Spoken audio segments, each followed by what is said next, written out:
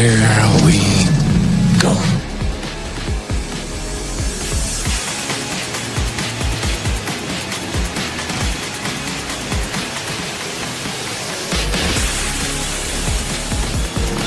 Just get those wonderful toys.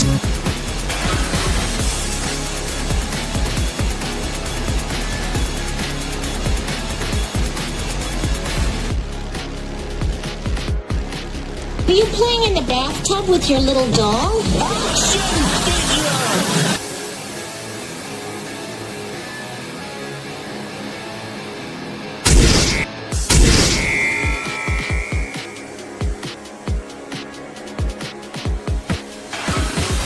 Consider this. What is the purpose of a toy?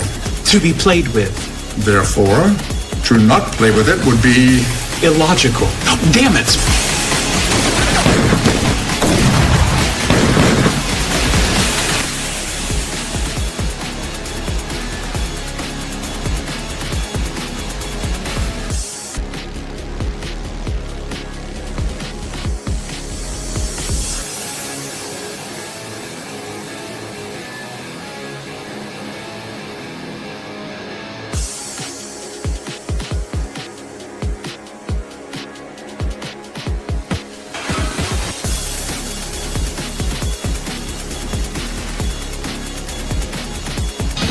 You can do it, Wonder Wheel. I don't want to go through life being a Wonder Wheel mother.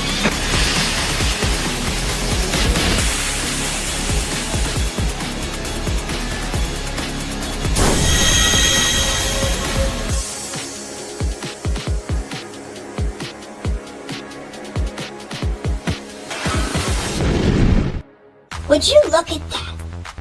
A toy show. What do you say we go in there and see what they got? Step right up in here, all about wonderful plastic pieces of marvels. Only here on Collectable Past. What's going on, ladies and gentlemen, boys and girls, children of all ages, hanging out with the Guinea Pig Collective and the Italian Scallion as we're getting ready to show off some awesome toys. We're getting ready to have some fun.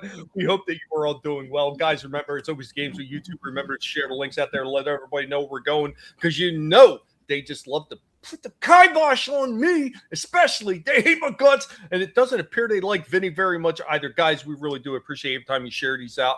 They share this out to everybody because YouTube is not going to notify anybody. I don't care how many people are subscribed to your channel. If you're not actively pushing your shows, YouTube sure as fuck ain't going to do it for you. But yeah, it's insane. It really is. And me and Vinnie have gone, or should I say Vinnie and I, is that right, John? You and I. Yeah, a little Young Guts reference right there.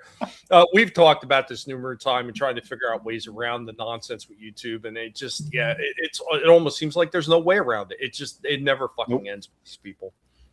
But let's go ahead and say hi to everybody in the chat. First one in the chat tonight. He's Gap After Dark. Gap got up extra early. Make sure he was first in the chat. Yeah, you that like button on the way in. That's right, because he's looking for some toy action. You found the right channel. Stay tuned, boy. Stay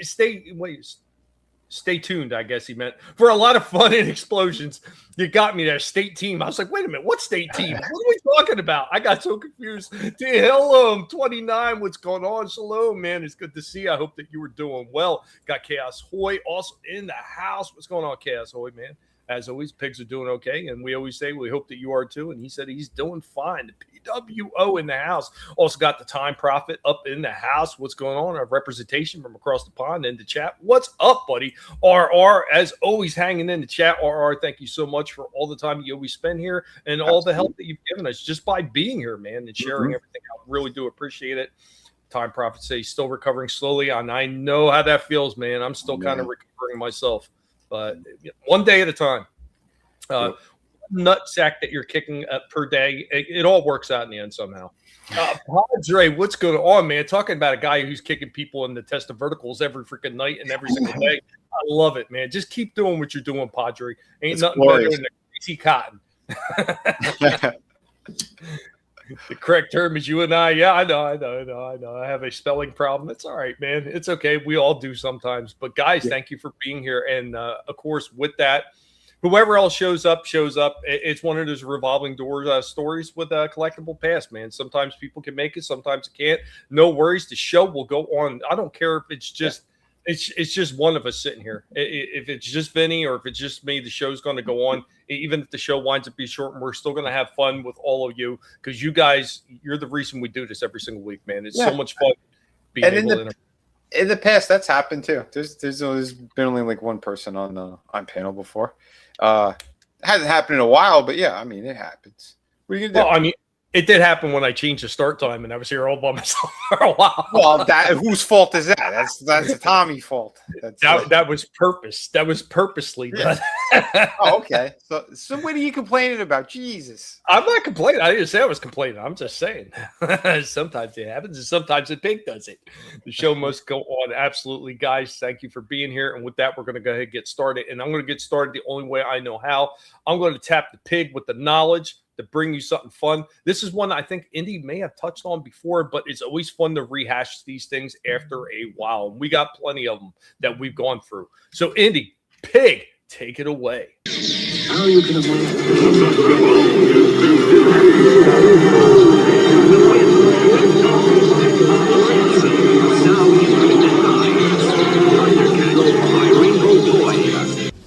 Greetings, humans. This is Indy. Welcome back to Toys from the Past. Welcome back with me, Indy, your professor, on this episode of Toys from the Past. So on today's Toys from the Past, we will be looking at a sometimes forgotten, often overlooked toy franchise that was not out very long, but it was quite interesting in its design. Created by Revell in 1983, we are talking about Power Lords, the Extraterrestrial Warriors, a science fiction themed action figure line produced by Revell. Each figure had an action feature, which was prevalent throughout the 80s. Adam Power, the main heroic figure of this line, can change into the Lord of Power by pushing a button to turn his torso around to reveal the Lord Power side. Shea is a two-sided figure who is changed by turning her cape around and removing her helmet. Now Arceus, the main villain, well, his wings would flap. The figures were unique in that they were not based on any existing comic book series. DC Comics did eventually publish a 3-issue Power Lords comic book in December of 1983. There was also a video game, a board game, a jigsaw puzzle, and a coloring book based on the Power Lords. From 2012 to 2017, the rights to the Power Lords, including all figures made, fell under Four Horsemen Studios. That was until September of 2021, when the Nacelle Company, known for their documentary series Toys That Made Us, acquired the Power Lords brand with their intention to make new toys, comic books, and an animated series.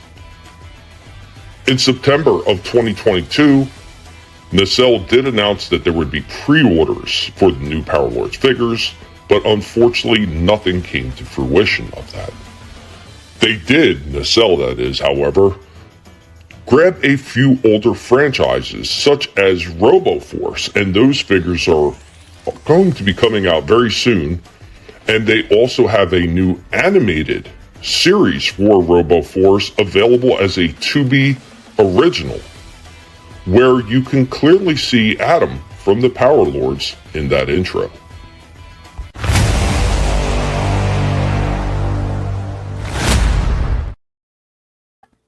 Yeah, I still don't know whatever happened to the Power Lords line that was supposed to be re-released by Nacelle. It kind of fell to the wayside. I don't know if they started having problems with putting it out, or maybe they stretched themselves a little bit further than they thought they would with the RoboForce one, but I haven't heard anything since. Yeah, I know we only had a couple of those Power Lords. Like I remember Adam, the red and blue guy, but a lot of the other ones they don't really ring a bell.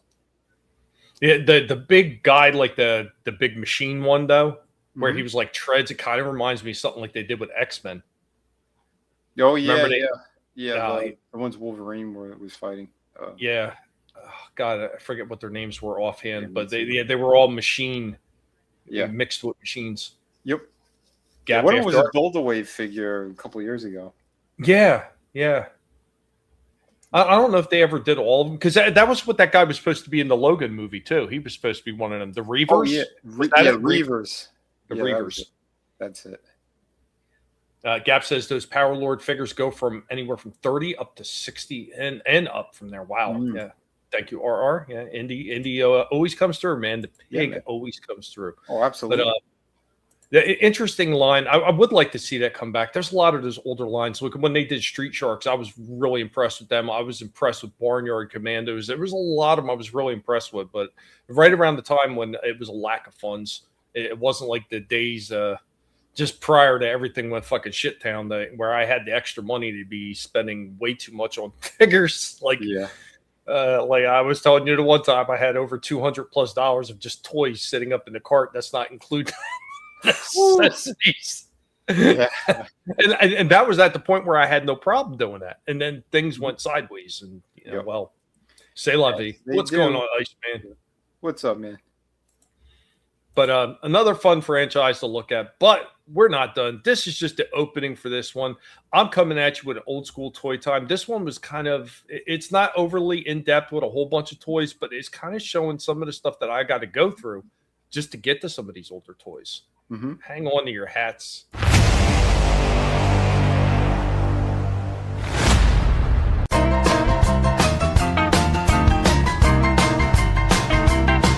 I'm always showing off the toy room and how bad that's packed up with crates, but I never get into how bad this garage is with all the totes and stuff that I brought back from my father's house. Now, some of this stuff, there's toys and everything in here. There's some old Tonka trucks sitting right there. There's a couple of them sitting right there. Some of the Halloween stuff, like the big giant animatronic, at least one of them that I have sitting there. Bumble is sitting there, the Winnebago, and there's just like an old radio flyer. There's like tons of old stuff sitting out here. There's all kinds of toys, along with everything else that we have in this garage. But man, there's just tons of extra toys sitting in some of these totes. I just don't know where everything is because it's all over the place, and because of the problems I haven't been able to get out here and really dig through any of this stuff. But yeah, there are still tons more toys sitting out here. It's not just the stuff that I have in that toy room. It's ridiculous, and it's why I have such a hard time finding certain items that I want to show off and get into it, like some of these glasses. Some of these are these old glasses. I forget which ones these were in particular. These might be McDonald's. I think these are old McDonald's glasses. I want to hear their Kind of hard to Pizza see Hut. pictures on it, but there's just some of them right there. Star Wars ones laying around, Star Trek, you name it. Tonka right here, Mighty Tonka roller. This thing is still in really good condition. Another one I've had since I was a kid. Shit, man, were these things built to last? You can see even that little steering wheel up there too. Crap. I don't remember exactly when this one was made. There was no stamping, no dates on it, but I know this thing had to have been made at least in the 70s. As we continue with old school toy time, oh, look at that. We've got an old Star Wars Stormtrooper blaster. You can see right there, from 1978. This thing has seen better days. It's not in perfect shape anymore. This thing has taken quite a beating. The little folding stock thing is missing. The clip thing on the back of the end broke off, and that's what that sat on. It's supposed to be a little strap, but I do have an original Star Wars Stormtrooper blaster. I'm not sure if it still works or not, because I unfortunately do not have any D batteries. It's just not a common battery size for me to have in the house.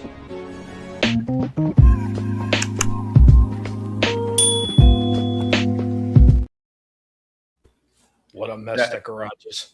Dude, that's cool though. You know, one of these days, I really got to see if I can find the rest of the parts for that damn gun and see if it still works and see if I can find some D batteries. You know, it's weird. So my dad had all kinds of weird ass shit. So he had these things. They're like giant battery sleeves. So you could put, say, I don't know, a AA battery and turn it into possibly up to, I think, a C battery or something. Okay. And then you could put a C battery into this thing that looks like a D battery housing, so you could use it as a D battery. Since they were all pretty much the same, they were just, it was the size of the battery was different. Yeah, So I got a D battery for them right here. Still looks cool.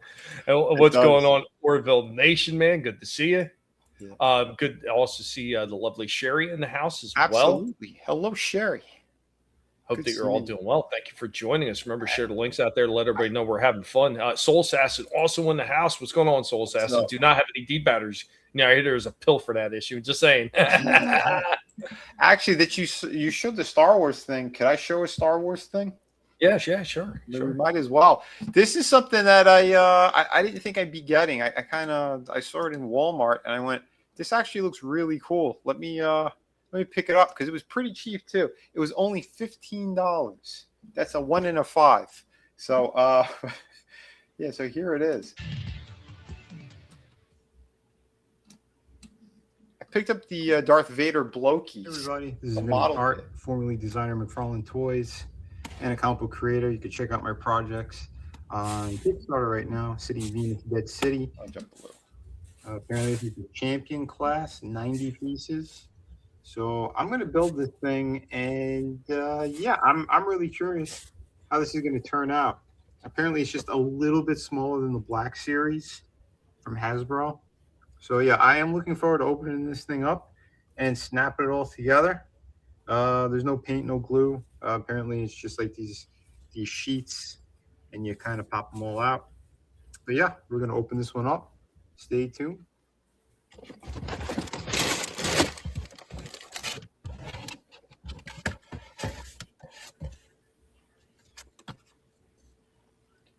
Let's start building. I was curious. Yeah, here are the instructions. They're pretty simple. How you snap everything together. You just got to make sure with each one of these kind of frames, they have little numbers on the top here. This is L1. And then you just kind of look at, again, whatever it says up here. It says either 1 or a 2. You know, it's pretty self-explanatory while you're snapping it all together. Just got to be a little bit patient and make sure you line everything up correctly. But yeah, all in all, pretty good stuff here. Okay, so here he is, all assembled. I wasn't going to do the full build. It would have been way too long. Essentially, they came in like these kind of frame up things, and then you just kind of, you know, you twist and you pop them out. You don't need any equipment or anything. A bed. Pretty awesome. This is the first one I've ever built. We have some extra hands and stuff that this guy came with. Soul Assassin, yeah, I heard that too. Let me show you a better look at him. Those other two are pretty good. I gotta say, I'm really impressed with this. I mean, you get a lot here for, this was 15 with tax. I think it was like 1602. Not bad at all. And again, they're only a little bit smaller than the Black Series. In fact, I'll show you comparison. Here is The Apprentice. And this actually is a pretty good scale. Although I know Vader's supposed to be a little bit taller. But with that base, it kind of works. And yeah, this is not bad at all. Let me take them off of here. Right, if it don't come off. But yeah, it's like, again, it's lighter as well because these are all hollow parts that you snap together. And yeah, the saber, obviously, it's connected. It's one piece in the hand. Or actually, 2 pieces if you take the top part off.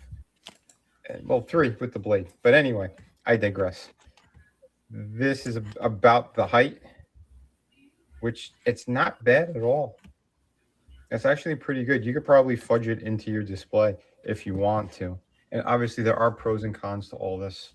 Like I said, you get different things here, but I think you get more posability and movability out of this than you would a Black Series. Like, articulation is pretty nice. We have even like the shoulder pieces here. But again, you could pop things off, which you can't really do with the Black Series. Yeah, but you do have, it's like there's like a little hinge essentially is what it is. But you get a lot of range. If you go too far, the arm might pop off, but it's super easy. You just pop it right back on. And yeah, I mean, these are really impressive. Double hinge. And again, you snap all these pieces together. I mean, it's really cool how they did it. You got a nice ball joint in the wrist. And again, with the different... And look, he's got the probing finger. The force grip. You can do all that great stuff. We have closed fist. Head and cough. You name it. So pretty awesome. You know, I'm thoroughly impressed with this. The cape, I think, is the worst feature on this. Should have been soft goods. But I understand with the model kits what they wanted to do. And it's super easy if you did want to customize and take it off and put your own cape on there. You could definitely do that. Oh, God. You never snap off the snapper. Don't do that. It almost has like a drop-down feature because of how the ball joints are. But you could get them looking pretty flush as well. If you wanted to do that, not a problem. But again, with the cape, you're going to get it looking a lot better anyway. Pretty good stuff there. Same with the hips. You get a little bit of a drop down because of the design. So if you wanted to fudge them to make them even a little bit taller, you could. There is a swap out. This one, it's the whole sole of the foot. It plugs in, so you could plug it into the base. But if you take that off, you can make a regular flat foot as well with this piece. So he can become a cop? How you want to display and what you want to do.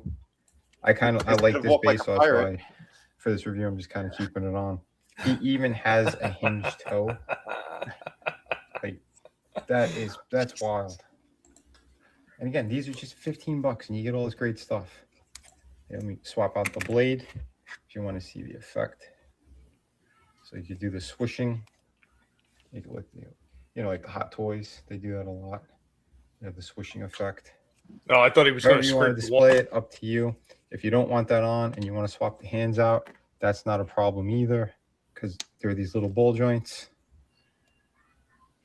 And you can get so much more posability out of these things. It is really awesome. I really do like what they did. Yeah, for my first blokies, this is a pretty great one. The knees are a little more unsightly. The way that they are. I mean, it is what it is. Ball jointed ankles. And yeah, if you have any issues, you could just pop them apart, change things, fix things. I think these things are really going to do well. I'm sure they've been doing fantastic, like the last year or so they've been out. But again, they're model kits that actually turn into really nice action figures. And for photography sake, I think, yeah, you could get a lot of great stuff out of this. So overall, I give about 9. Yeah, I'd say about a 9. These are pretty solid. Again, first one that I got, not bad. If that cape was better, and even if he was if he was the same exact size as the Black Series, this could easily get a 10. These are very close. I'm sure some people's reviews, they probably did give it that. I could go about a 9 on these. These are pretty damn awesome. I think the hand was molded, if this was a little bit smaller, that's the only thing that's kind of funky about it or looks a little childlike is when you put that on. But when he's posed all together on a shelf, it looks good. You're not really going to notice much. When you get up close, this seems a little too chunky. But other than that, everything else is sweet. And he should have came with a smaller one too that you could maybe pin somewhere on his belt. I think that would have been pretty good too. But yeah, I think a 9 is a respectable and reasonable number on this. So if you dig it, remember to hit like and subscribe. Let me pop off the helmet. So there's even some detail here. If you wanted to paint that up a little bit, just like the wiring, you could if you want to. I'll zoom in. Here we go. Yeah, these are pretty slick. And easy to put on. So I'm sure this is the Empire Strikes Back version. This helmet like that. Yeah, good stuff. Thanks for watching. Remember to hit like and subscribe.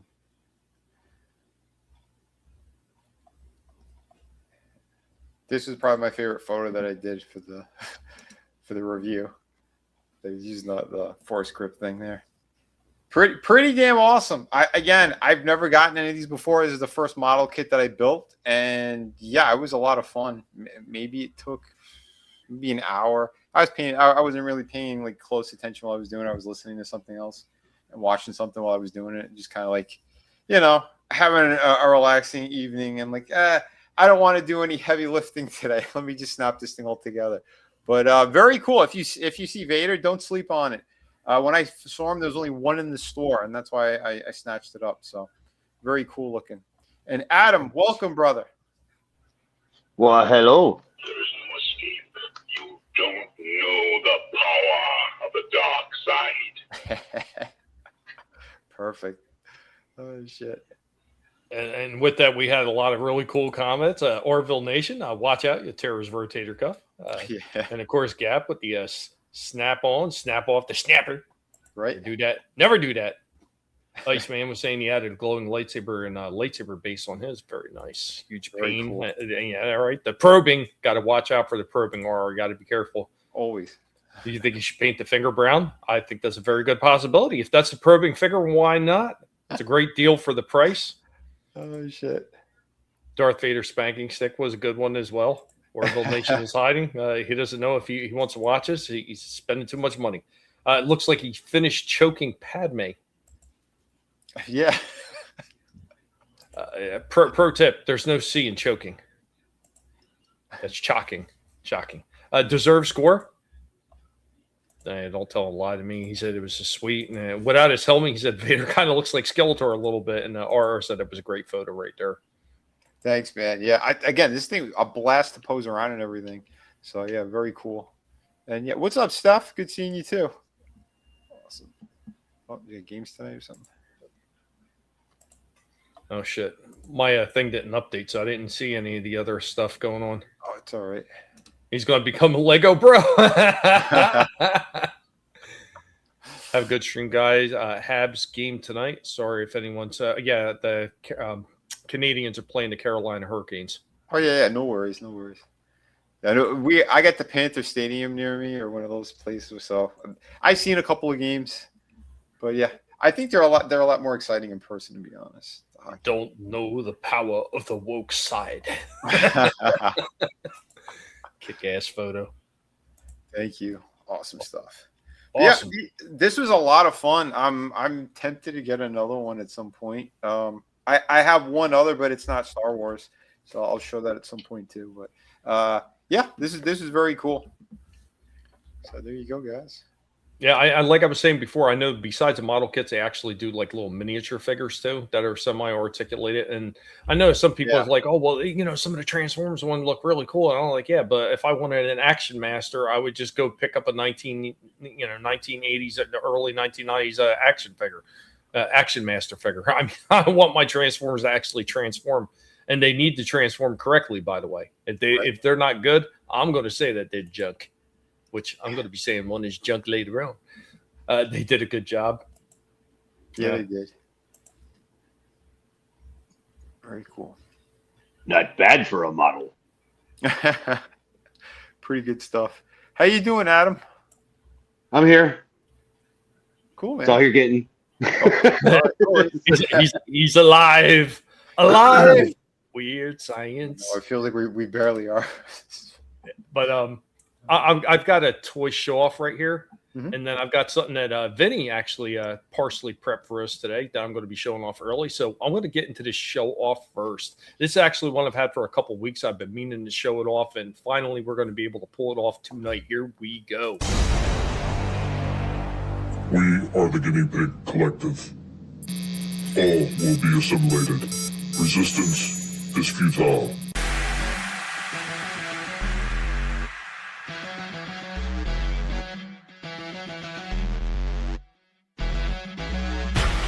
Azrael over here. Azrael partly on the Wheel of Doom.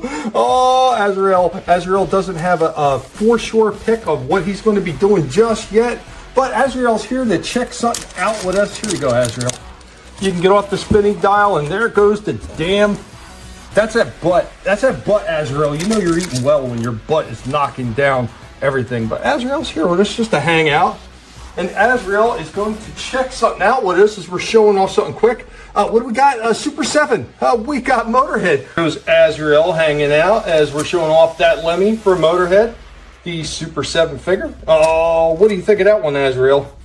On the back, it does say everything louder than everything else. And get a quick look at Lemmy right there. Very old school Motu inspired, the design. So you can tell that the arms just kind of move up and down. The head just kind of turns a little bit. And it looks like the legs are on the same type of Master Universe where they kind of ball out. I really don't have no desire to take this one out of the package right now. He does come with a bass guitar behind him. But that is it. The arms just move up and down. The waist turns, looks like the head turns, and it looks like the legs may flare out, but that's about it. Normally, this thing was over 20 some odd dollars. I've seen people selling this online for all the way up to over 40 plus odd dollars now.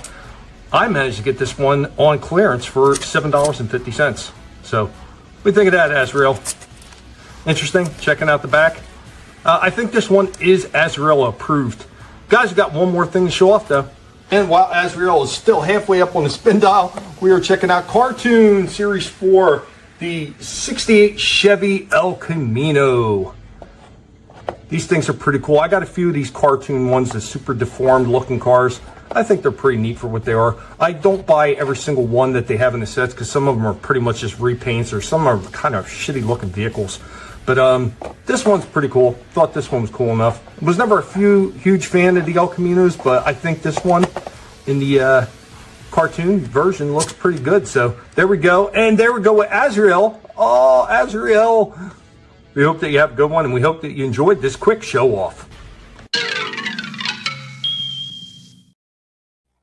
Yeah, there we go with Azrael. He's going to eventually get something too. So we upgraded Riff Raff to the superhero pig.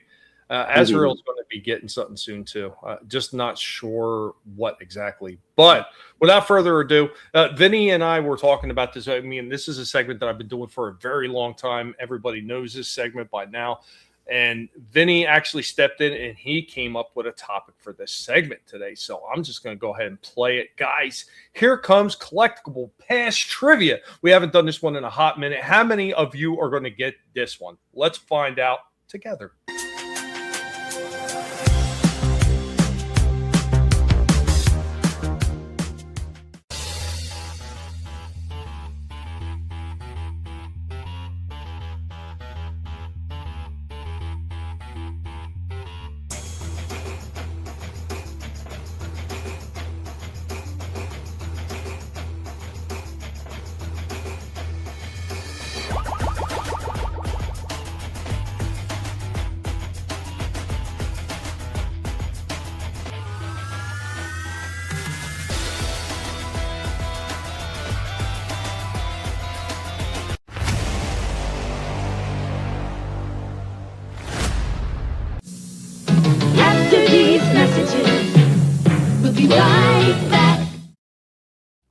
All right, guys, so there goes the question. We're going to give you a few minutes to get all your answers. And I see a bunch of people already got their answers in pretty quick. Time Profit coming in first with Steve Dicko.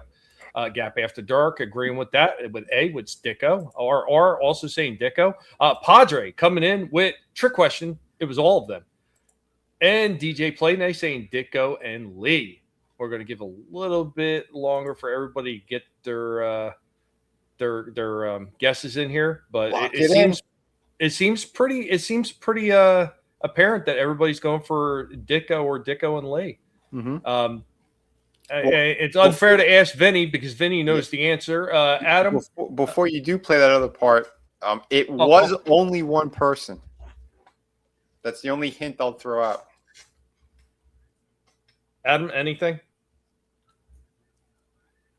He might have stepped away. All right. It is what it is. Guys, we're going to give it another minute. And while we're doing that, we're just going to talk about some of the cool things that are coming up. I know that there's been a lot of posts lately by Hasbro, and I don't know if you've seen them all, Vinny. So they've been pushing hard. So everything they're doing with the 86 movie, relaunching that and putting them back in the theaters that we talked about on Monday, apparently they're pushing for some more figures to be coming out. And it makes sense. If you're going to be putting the movie back out in the theaters, you better come up with some more freaking figures and come up with them fast. So I think we're really getting the next couple months, we're going to actually see the release of the Wheeljack and Windcharger 2-pack. Because I'm positive it's going to be those two in a 2-pack, and it's going to be their damaged versions. Yeah. So Megatron has already been announced. He's already upcoming. So he's going to be released in, I think it was either July or August. So pre-orders, I think, in Target, because he's a more than meets the eye exclusive, just like Optimus Prime ones. So Optimus Prime is one shall stand, and Megatron is going to be one shall fall, more than meets the eye edition of Megatron that is going to be damaged. So I'm sure with that, we're probably going to see a lot of other ones. We're probably going to see reissues of Thundercracker. I don't know if they've released Skywarp yet or any of the other ones, but I guarantee if they haven't, they're going to, and then they're going to release damaged versions of them as well. So I think it's going to be a wild ride to the end of the year as far as Transformers is concerned for Hasbro, because I think they're going to go crazy and just start releasing all kinds of shit. They're going to pull it toward and release 80 figures all at once. Right. Time Prophet says Stan Lee had the idea, but Ditko put it into drawing. We will see.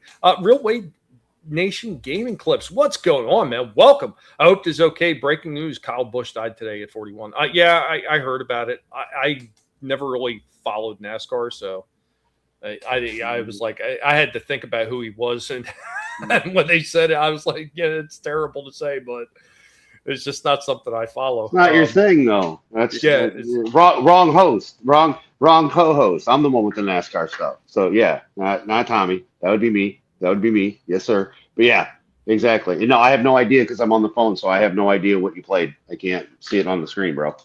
Okay. He said, Gap says, Tommy, did you see or hear about the Transformers soundtrack coming out in a different colored? Yeah, I did see it. They're going to be, I heard that they're going to do a CD, and then they're also doing the 33 record as well. So that should be pretty cool. DJ Play Nice. Lee is the creator and Ditko is the artist. Yeah, the vinyl. Yeah. Well, I heard they're doing a CD as well. It's weird. I took a nap and woke up and saw he died. Yeah. The only thing I know about NASCAR is Tom Cruise.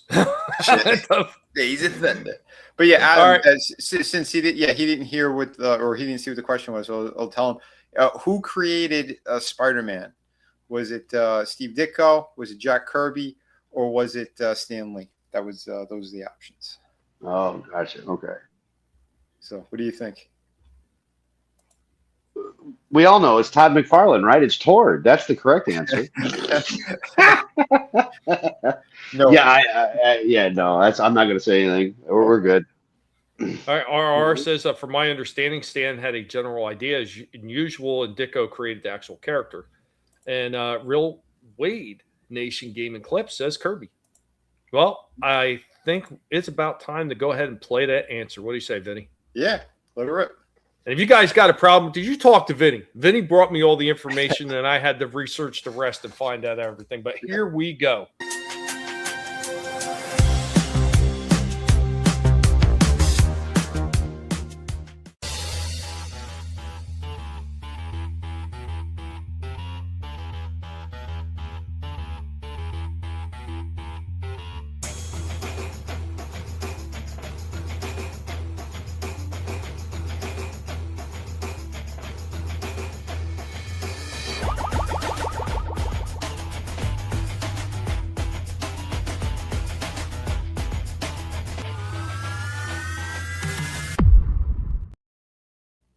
It was the explosion at the end to blow their minds. That was great. It was Jack Kirby. It absolutely was. He said on an interview too in 1990. They asked him who created Spider-Man. He goes, "I created Spider-Man." He didn't have time to draw the book. In fact, he drew the cover with him swinging with the famous cover with the guy in his arm. That's actually a Jack Kirby drawing, and Ditko inked it. And Ditko ended up doing the full book since Kirby, he couldn't. And yeah, when he worked for Ben Cooper, the one who did all the Halloween costume stuff, he created a version of Spider-Man that was all one word. That's why they put the hyphen in it, because Ben Cooper has the copyright for Spider-Man. And the costume he did was all yellow and black. And the webbing on the face was exactly the same as what we see in the Marvel Spider-Man. So, yes, it was black. Nice. When I started with Spidey, it was reading anyway. It was Tord. But yeah, I knew it wasn't Lee, and I couldn't remember. I thought both Ditko and Kirby had a hand in it. But yeah, there you go. They go to Time Prophet. Yeah, there was Yellow Spider-Man originally too. Yep, exactly what Vinny's talking about. Kirby is such a force in creating the modern era superhero mythos. Yeah, agreed. Yep. Time was that the Asian Spider-Man. DJ Play Nice. Make sure you're caught up on the show. Check the live button at the bottom left of your screen. Push that live to make sure it's got a red dot next to it. And if the red dot is there, you're behind. Thank you, DJ Play Nice. Appreciate that, man. Kirby had created so many iconic characters. He absolutely did. And that was one of the one I wasn't 100% sure about. I probably would have been in the camp like Padre. I would have thought that everybody had a hand in it. And yeah, I did not know that he originally came up with all the concept ideas, and Lee just kind of turned it down and then turned around later on and decided, I'm going to run with it. Yeah. Because it was later on too. Because they had conversations beforehand, and then Stan Lee, he famously said, "Well, I had this idea. I saw a fly on the wall, and it was crawling, and then it led me to spiders. Because what's the enemy of the fly? It's usually a spider, right?" And then he went off on his whole tangent. But yeah, it was originally created from Jack Kirby, and he kind of liked the idea. So, hey, DJ Play Nice, you have a good one, man. Thanks for being here for the time that you were here. Do appreciate it. Padre said Stan Lee basically taught me how to read, and there's nothing wrong with that. Yeah, there was a lot of kids back in the day. They were like, the teachers was like, comic books are a great medium for kids to get interested in reading, and there's nothing wrong with that. Yeah, dude. When I was a kid, remember they gave us all the books for reading during the summer. I was reading comic books instead, and then came like the first day of school. We were supposed to do a book report, like right off the bat. I got the Cliff Notes and I tried to do something because I wasn't interested in the shit they wanted us to read. I liked comics. Right. You were nice. X Comics in the house as well. What's going on? He says Spider-Man Unite. What's up? What's up? Go ahead, Adam. Oh, I was the one that goes, I didn't read that crap because I read comics. I don't want to read this garbage you're telling me I have to read. Why do I have to read something I don't want to read? Right. Off to the principal office. Yep. Give me the good Peter stuff. And Jane taught me how to read. Yeah, Vinny, I'm like that too, says Apex Comics. Yep. And DJ, once again, thanks for being here. I hope you have a good night, man. So with that, we are right about at the middle portion of the beginning of our show. And even though it's technically not really the middle of the show, I like to run this about this time because this is something that I love showing off. Usually everybody on the panel like this, and I know most of you in the chat like this as well. We dig up the old school commercials, and we have Indy bring it to you in a format called Toys from Bygone Eras.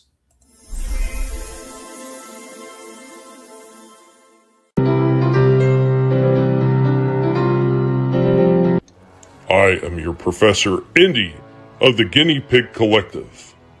Welcome to Toys from Bygone Eras.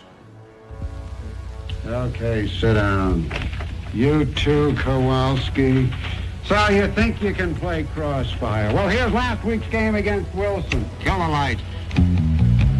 That's real cute, Kowalski. Waving at your mother. Real cute. Here you go. Wilson moves the puck down court. You make a great save! But the rebound is out in front. Wilson shoots. He scores! Now it's back to center court for the face-off. Look at that puck going up and down the court. Now that's good Crossfire. You're making every shot count. You've got him on the run, so what do? You have to reload. Wilson has just 2 shots left. If you can make it fast, you'd win. His first shot is wide, but he takes aim, he shoots, he scores. God, it's making me ill. What do you think this is? Just another game? Crossfire from Ideal. It's not just another game. Wemo presents the Firetron Formula Super Ball and Super Elastic Bubble Plastic. Plastic bubbles from a tube. Just squeeze it out and blow it up. They last and last. Firetron Super Ball gives you 50,000 pounds of compressed energy for crazy bouncing tricks. Firetron Super Ball and Super Elastic Bubble Plastic, sold separately from Whammo. I remember that crap. This is the rugged G.I. Joe adventure. It was in all the damn comic books. G.I. Joe heads across the desert in search of the mysterious missing mummy. Suddenly, an earthquake. No time to lose. Joe must get the mummy out. Can G.I. Joe win his race against time? You find out. The Secret of the Mummy's Tomb, one of the adventure sets from G.I. Joe. Here come the Farbs! A Farbs is something that's gotta be seen. He's a four-wheel man who is part machine. From head to toe, he's a human being, but his in-between is a racing machine. Farbs can bump and skid and spin and smack. And the heads can be turned from front to back. Farbs! They're at your toy store. We had these too. Oh, God. For a new Farb set. Man, I feel old. Here's the new Star Wars Death Star space station that you put together. Action figures each sold separately. Darth Vader's firing a laser cannon. It's been hit. He's at the loop. Take the elevator. Hurry. Now cross the light bridge. You won't escape me. Jump, Luke. Oh, no. The trash compactor. There's a trash monster. The wall's closing. Save. Kenner's new Star Wars Death Star space station. Thank you for joining us, and remember, if it's not being done by a pig, it's not worth watching. There you go. And it's funny, once again, it just kind of leads into you showed off of Darth Vader, and I've got a Toys and Bygone Era with Darth Vader in it. Gap said he had that Death Star space station. Nice. And what's going on? Scrambles, man. Good to see you. Good to see What's you. up? I know Apex was kind of hoping for a Mego commercial. These things are all random the way I put them in, so there's never any kind of set thing that for them. It's just whatever I grab is what I grab. Yeah, you've shown Mego before, though, haven't you? On one of Oh yeah, I've showed quite a few Megos. Like I was doing all the Planet of the Apes commercials. Oh yeah. That's right. I think I ran through every last one that I had available too, at least the ones that were salvageable. Because some of those old commercials, you cannot clean them up. I've tried. Yep. You can't clean them up. And I didn't say it straight to him, but Jedi Master, what's going on, man? What's Good up? to see you as well. Nice. Hey. I had a lot of people pop in, man. Really do appreciate everybody who stopped in and said hi and hung out with us, man. Really do appreciate it, man. I hope you guys are having fun. I hope you enjoy the show. And nothing but more fun to continue as we roll on with this show. But by all means, Vinny, if you want to kick off the second half of the show. Yeah. I got another one here. I got one for you guys. And it's a good thing Adam's here because he might appreciate it. Let me open up this. Rice and beans because I'm poor. There ain't nothing wrong with that, Scrambles. Even if you're not poor, rice and beans is good shit, man. Yeah, it is. So, Nice. yeah, he was in one of my other reviews. So I figured, let me show the full review of Brandon Routh's Superman, formerly designer of McFarlane Toys, also a comic book, the collected edition.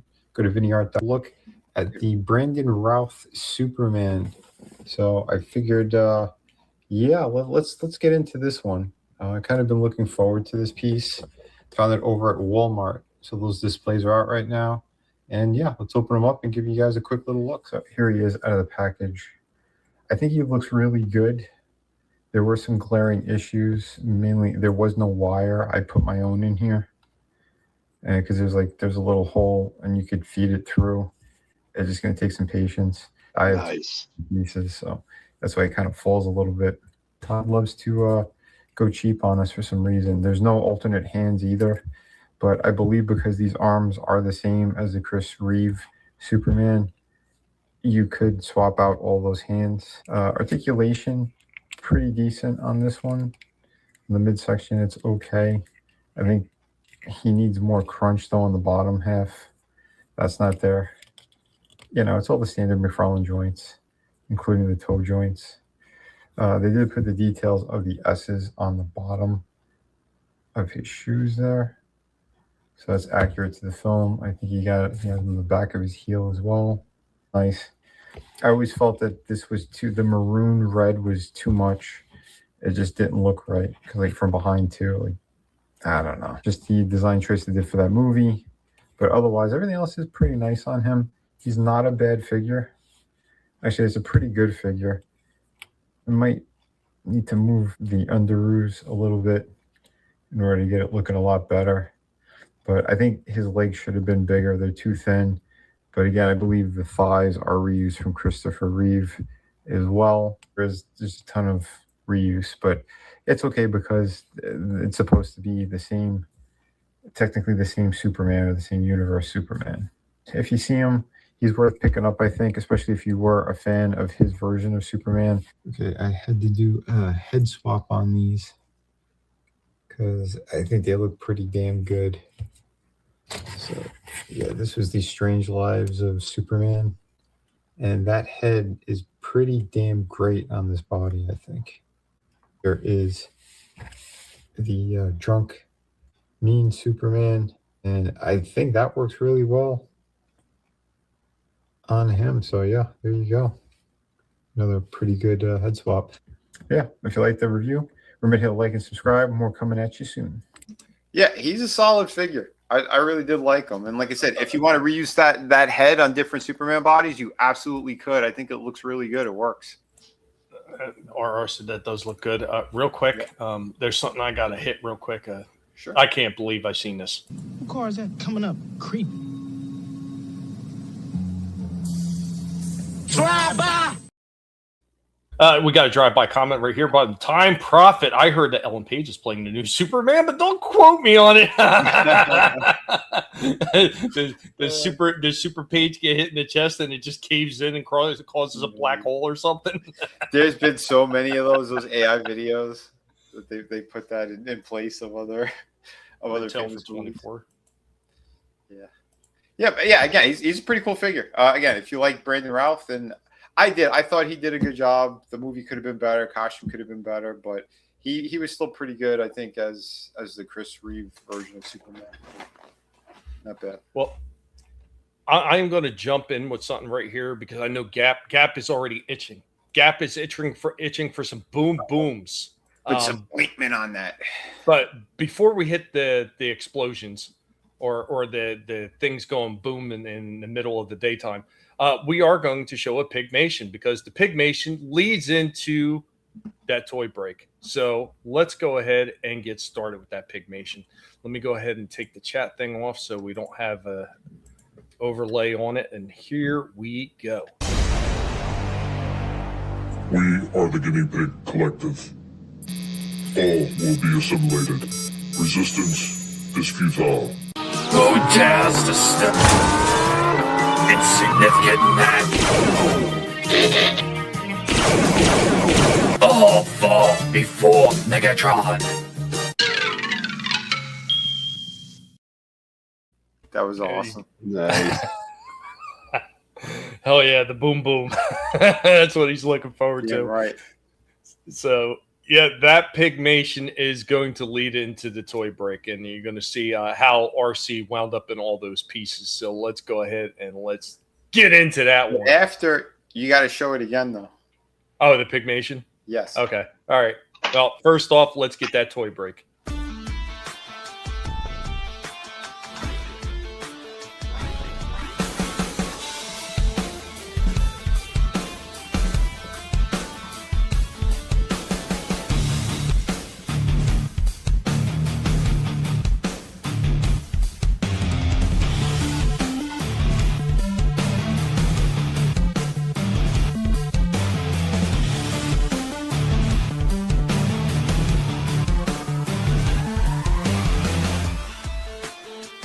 On today's toy break, we'll be taking a look at something that my daughter had sent me for Christmas. So she sent me some of these Ollie's core class figures, $4.99 ones, man.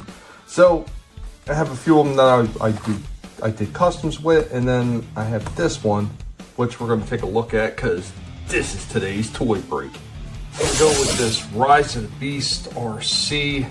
This does come with an extra wheel, so it's almost like parts forming when you go to transform it. The kibble on the back of this thing looks pretty horrible. And it does come with an extra little piece.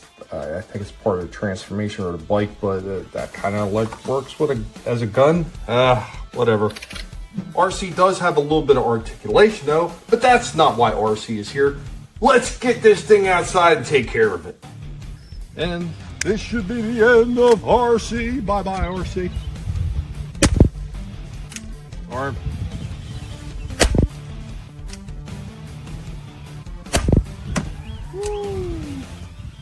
Look at her dance. Here's another arm. Here's a fucking leg. Oh yeah. Now we got to reset for a few more shots.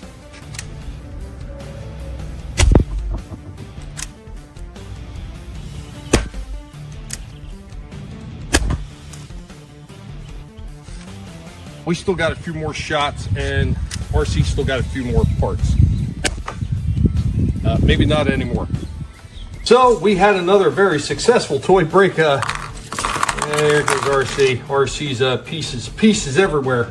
Another head for the collection now. So that's a positive. Yeah. So there's quite a few things that just kind of snapped or broke on this. Like they cracked all the joints and everything like that. But yeah, pieces went flying everywhere. I couldn't find the one arm. The one arm just got shattered and it's just missing. I don't know where it wound up. So there we go with that.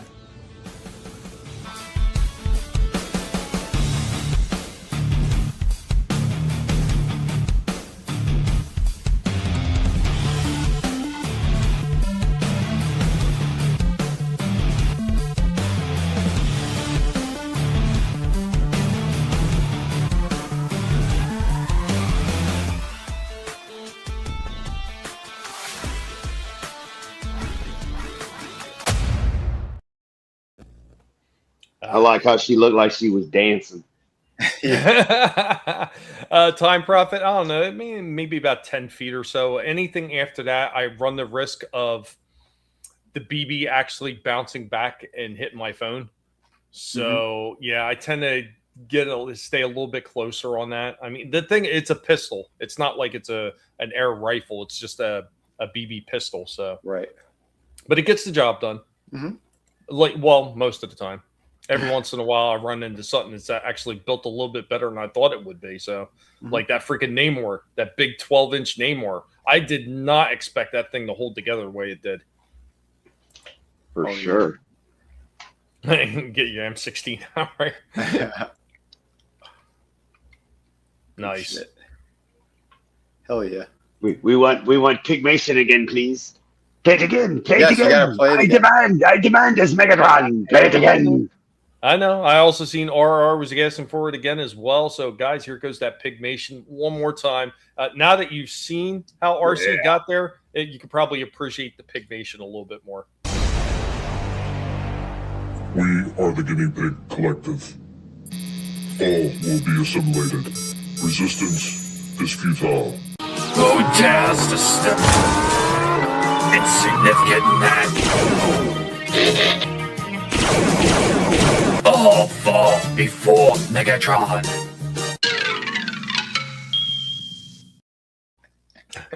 I love that Megatron too, that little one. That thing looks so cool. It's a shame that thing sucks, though. I mean, the joints are so loose on that thing already. It's bad. What's going on, Keely? What's up, man? Hey, Keely. Yeah, you can't even get M80s anymore. They're illegal. Everything's illegal. Right? Yeah, they only make M60s. Yeah, right. Or they're going to charge us for it. It's going to be like Judge Dredd. Right? Yep. You need more fire. I haven't had to do a fire one in a while, Padre. I got to go back to when I have the extra money, I'm going back to the fireworks store, and I'm going to get some of the more of those sparkler type firework pieces like I did Yoda with. I want to get some more of them, like that big UFO one. Like, those are fun because when it set the toy on fire at the end, that was just great. Nice. Strange license law. You need a license for a BB gun, but no license for an air gun, which is why I got an air gun. Huh. That's weird. Killer Chow, hope you're doing well, man. Thanks for joining us. Megatron blew her to pieces. Yeah. Megatron destroyed it. I had a hell of a time getting Megatron to stand up, though. Like, holy crap, man. That was a pretty frustrating Pigmation, but I managed to pull it off. Do you really expect Lord Megatron to obey you, Sir Pig? Are you mad? Yes, I am mad. Did you really need to ask that? Who's not? Oh, shit. But with that, I got one more thing play, and I'm going to hand it back off to you, Vinny, or if Adam has anything too. And that's going to be Indy coming back again with some more history lessons and another new history lesson for everybody. We're up to number 51 already of Indy's toy history lessons. Can you believe that shit? Between the toys from the past and this, like, you know, two separate ones, still getting 51 toy history lessons. It's crazy. Wow. But this one is actually thanks to Steeg. Steeg had found something, and, well, I'm going to let the video speak for itself, but it's technically something we already touched on, but it's a sidebar to something we already touched on in a previous installment of Indy's Toy History Lesson. So here we go. Thank you, Steeg.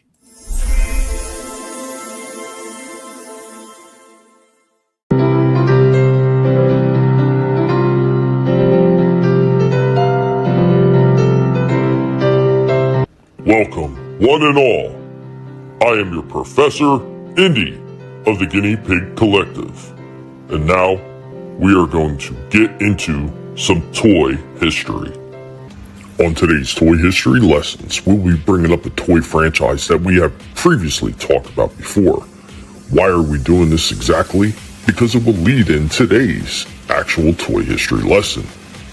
So in conjunction with this one we will be talking about, we will first have to mention the Galaxy Warriors made by Sungold in 1983. The Galaxy Warriors are Motu knockoff toys. Now, what toy line are we talking about that's in conjunction with that one? We will be talking about 1985's Galaxy Adventure Girl. Now, the Galaxy Adventure Girl was a continuation of the Galaxy Warriors by Sungold, and it was known for its fantasy-based female warriors.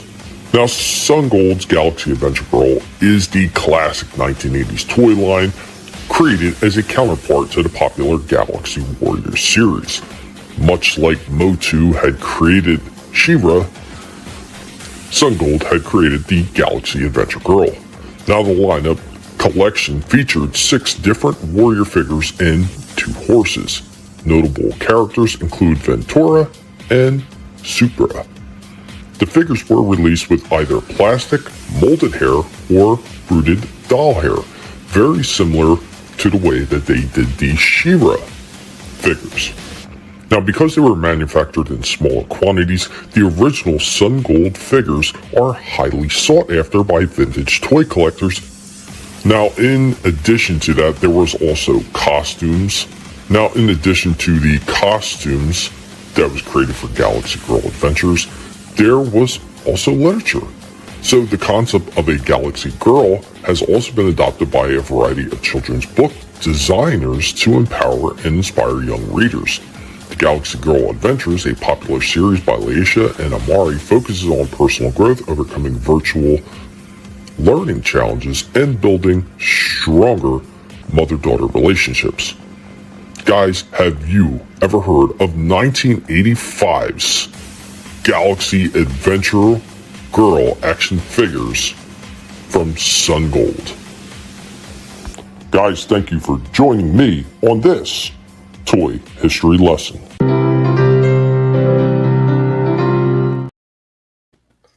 There we go. That one. I don't remember. No clue. No. I had no clue. I knew about the Galaxy Warriors and some of the really wacky designs that they had for some of those figures.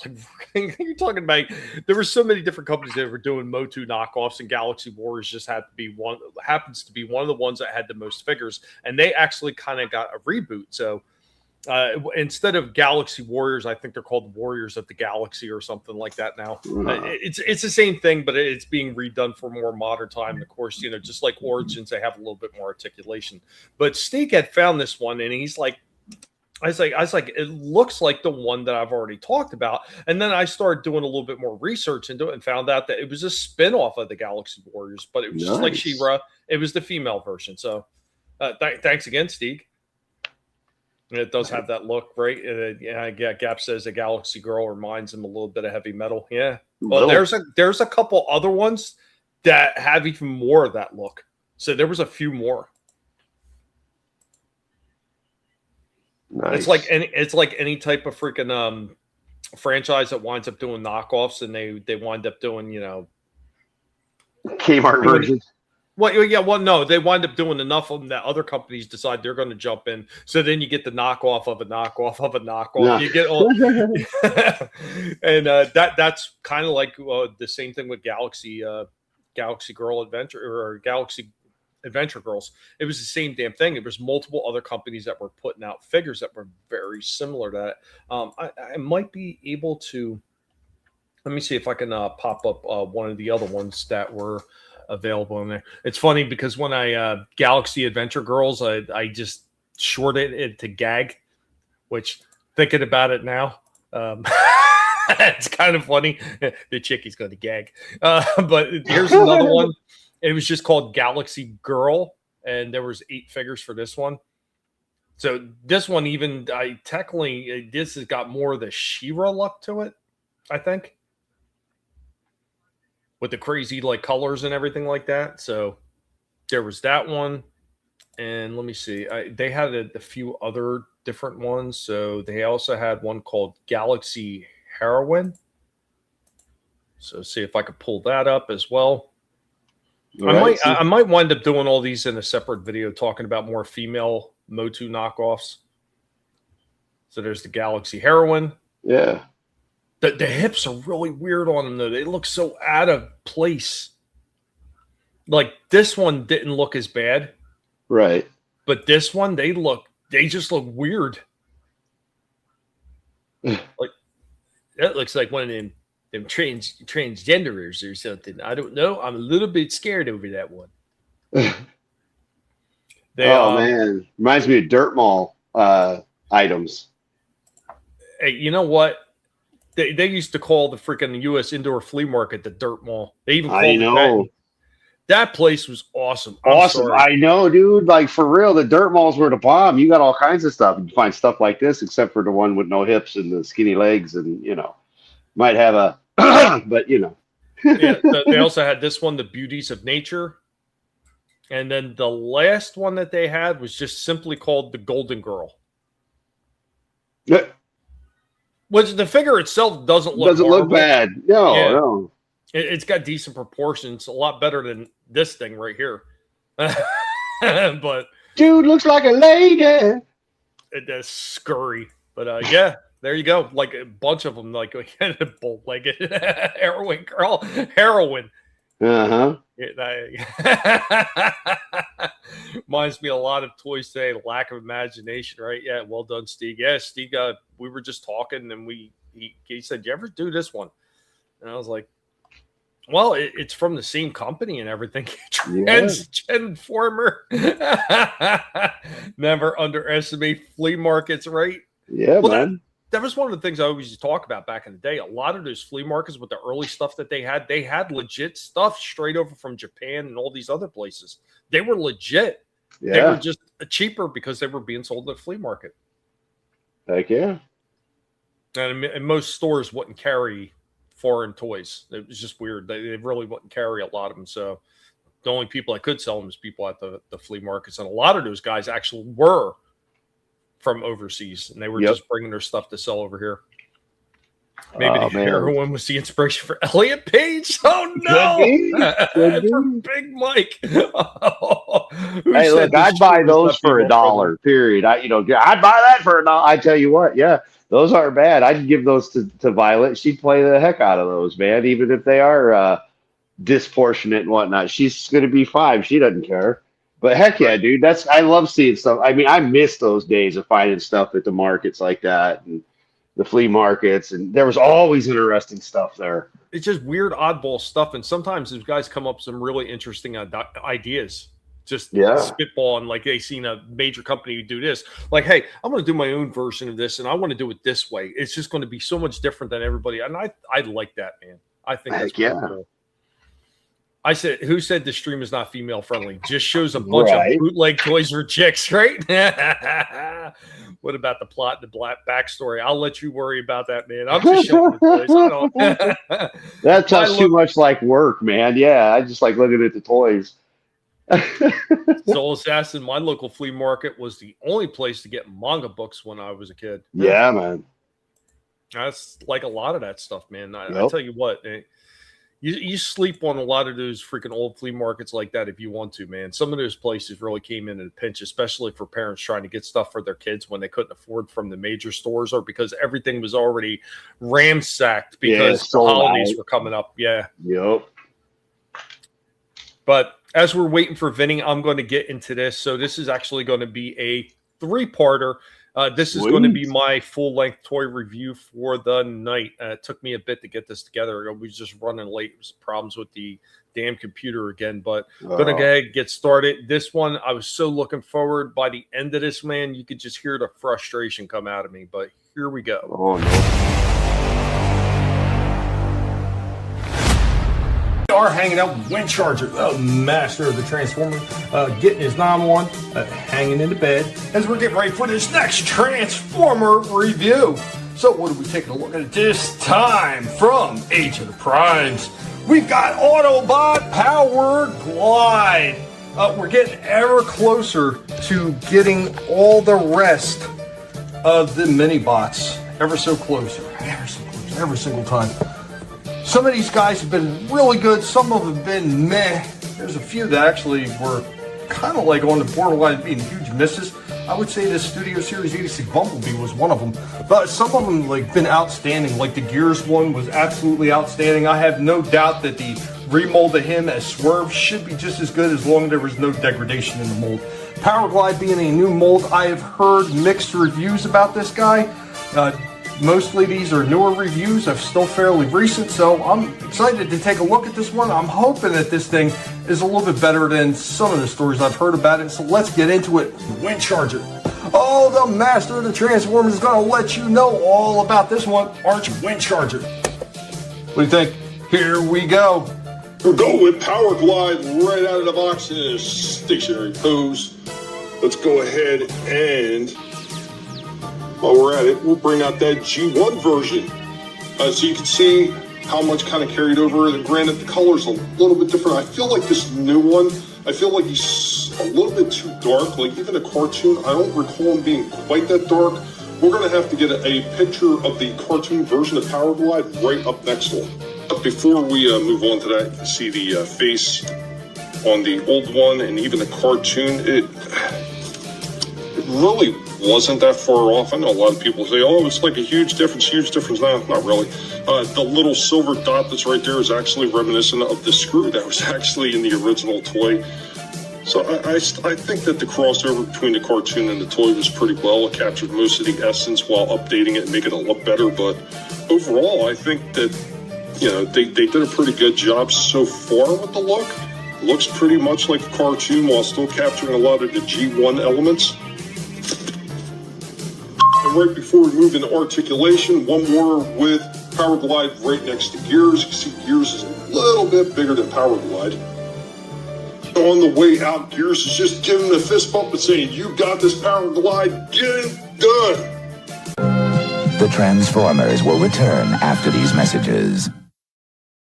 There we go with part one. Just in the robot form, looks pretty damn good. Not bad at all. Where I start losing it is when we get into the plane form. But as far as the color, because I wasn't sure off the top of my head, he's actually a picture of him in the cartoon. So yes, he was more of a darker burgundy. I still don't feel like the burgundy was quite as dark, because if you look at the outside of his wings by the arm on the right hand side of the screen, it doesn't look like that real dark burgundy. Right. Like that burgundy almost looks like the shaded burgundy on the inside of the figure. And I'm wondering if they were looking at a shaded version of Power Glide and they went darker with it than they should have. It's a good possibility. But yeah, man. The fist bumping, yeah. And, you know, I was having a lot of fun with it in the robot mode, but fun doesn't last, unfortunately. So we're going to get into part two, and this is, I think this part two is where things start to break down a little bit. So here we go. Yeah, unfortunately. We now return to the Transformers. We actually had to break out the stand for this one. This guy has zero balance. Zero balance, you definitely need to stand to pull off the running move. As far as the head, the way his head locks down, it technically doesn't move, but if you pull the little pin in the top, I'll show that in a second, you actually get some movement out of the head. When you first get Power Glide out of the package, the head will not turn at all. He's got this little pin right here. You just get a nail on it. You can pull that up. Technically, kind of lift this head up a little bit. Let's go down. There it goes. And then you can actually get it to turn. So when this thing's all the way up, it doesn't really affect the movement, but you kind of get it back down. So there you go. You have movement. It's not super tight, but it's not as sloppy as I've heard some of the other guys talk about, but he has no real up and down. So there is none of that like you would expect with normal figures. So let's get some more poses with him. Fortunately, Power Glide is another one. Disproportionate limb sizes. There's no way he's getting down to a kneeling position. And Power Glide, he does have some movement down there, especially down the feet, but the rock is actually very limited. I was actually surprised at how limited the rock is down the bottom of the feet. There are a few things that are a bit of misses on this one. It's a damn shame. It looks pretty cool at first, but as you start to get into it, you see there's a lot of takeaways on this thing.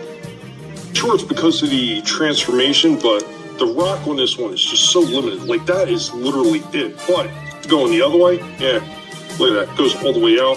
Like I said, that's part of the transformation. But, God, if it could go that way one way, there should have been a little bit more to go the other way for the rock. They just failed.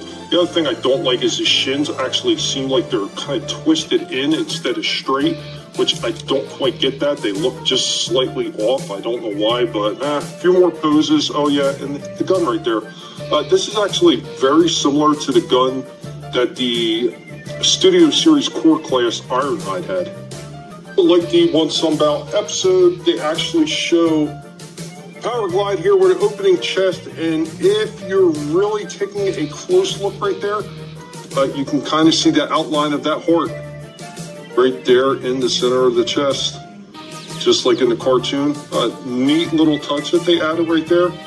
Pretty cool. And like the one episode in Sunbow where they all went to Hollywood, we got Power Glide here with an alien face mask that you can put on the figure too. I had to stop in the middle of transformation because his arm fucking popped the fuck off, and because it locks in so tight, you can't get the arm back on it unless you can open this back up. But fucking Hasbro, in their fucking idiocy, decided to make this lock into place like that to the point where when this arm, this weak arm, pops the fuck out, you have a hard time getting it back together. Fucking retarded design work right here. The Transformers will return after these messages. Hey, yeah, what's going on? TMNT and 4W, what's up, man? Welcome. Yeah, I tried to do the best I can, and there were some decent poses. I was able to get him into an RR, but there was definitely a lack in there. Yeah, the alien face mask will fool the Decepticons, I'm sure. That Hollywood episode. Don't get me wrong. As far as nods as to the cartoon, they nailed a lot of the nods that they were getting to the cartoon. But that arm popping off every time you transform it, and it literally locks into place once you nail it down like that, and it stays stuck. You can't get it out. And so if that arm pops up, you got to play. I had to actually get a knife in there and lift that part of the arm out, because it was locked in so damn tight. I was like, you got to be kidding me. Oh, that's terrible. What I missed. Oh, you missed me going off about this Power Glide figure. I was so upbeat about it at first, and then the arm started popping off, and then I started having problems with the articulation. And when I get into this last part is when I actually really kind of go off the rails with it, because it was like, dude. It is fun to hear the pigs cursing, though. Yeah. I was so frustrated with it. I was so mad. Like, once that arm popped off and I couldn't pop that thing back, to get it back on again, I was pissed.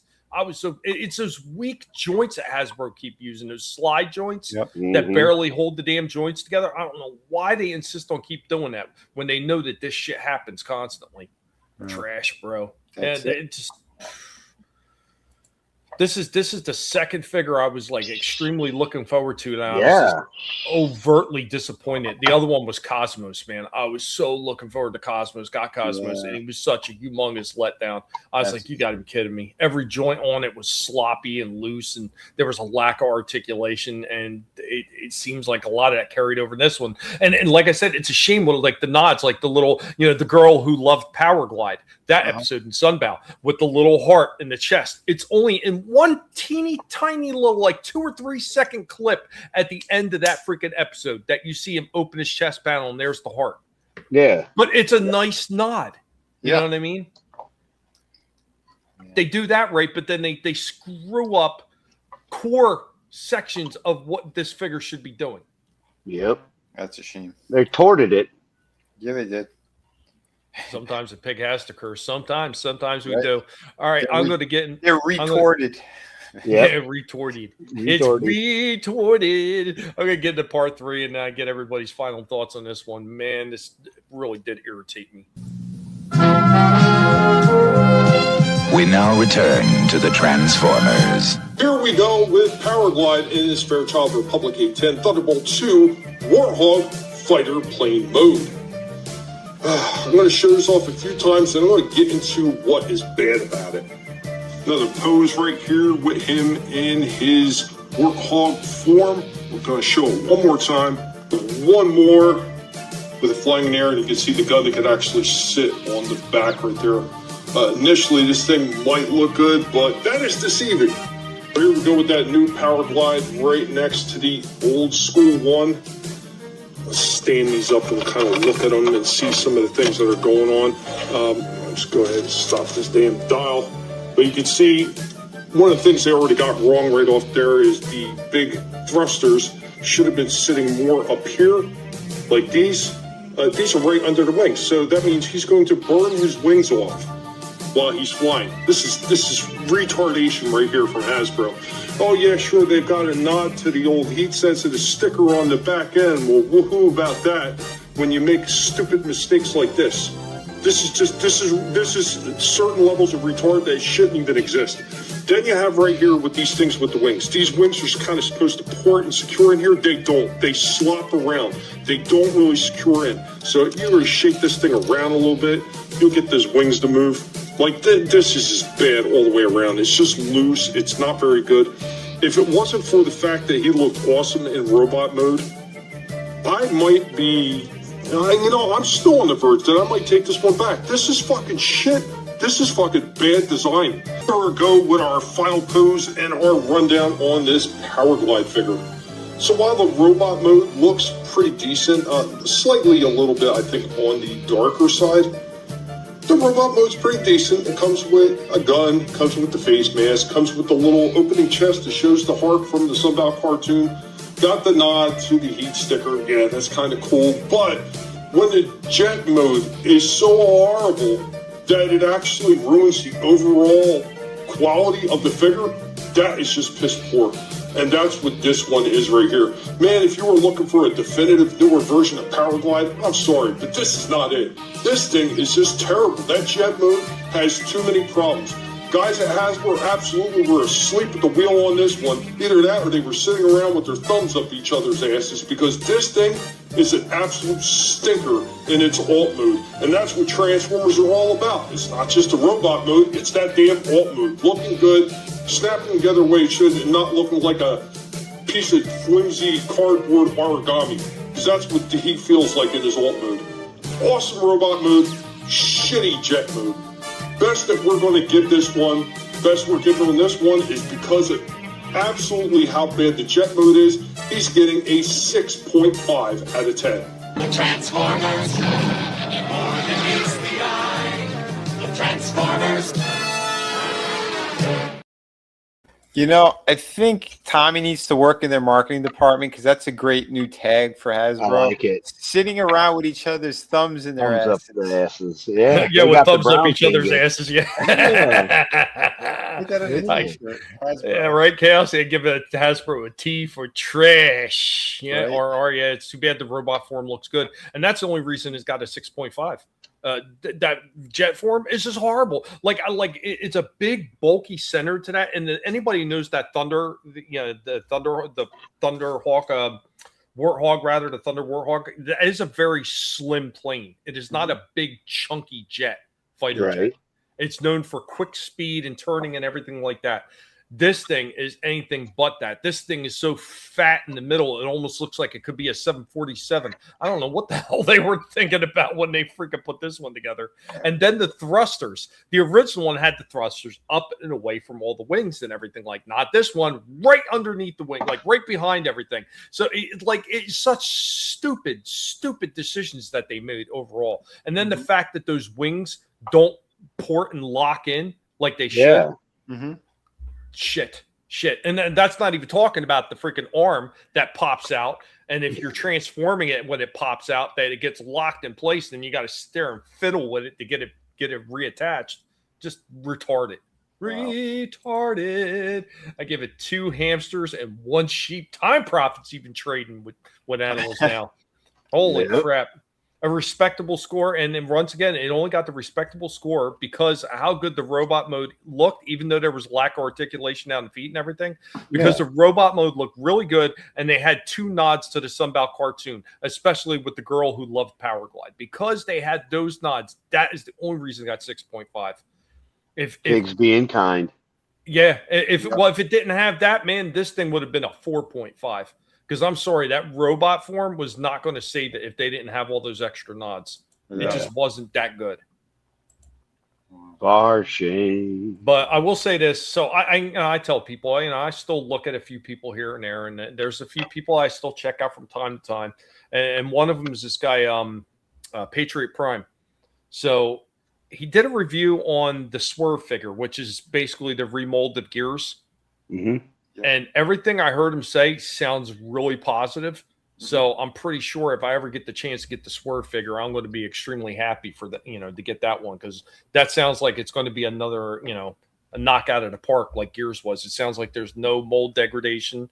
It sounds like the changes they did make is enough to make it seem that much different than Gears. It's not going to be the exact same thing, just repaint it. So it sounds upbeat as compared to old Power Glide here. So sounds like a dream. Hopefully it comes true, right?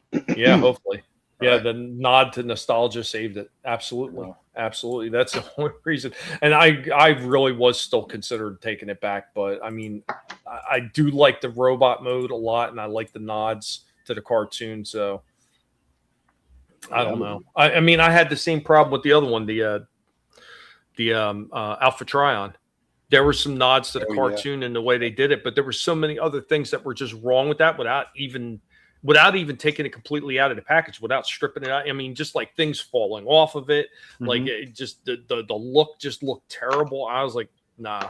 There's the whole chest, the Autobot chest plate is just falling out. It won't stay in. I like that thing's going back, and I just took it back, and it didn't really look as good as it probably should have anyway.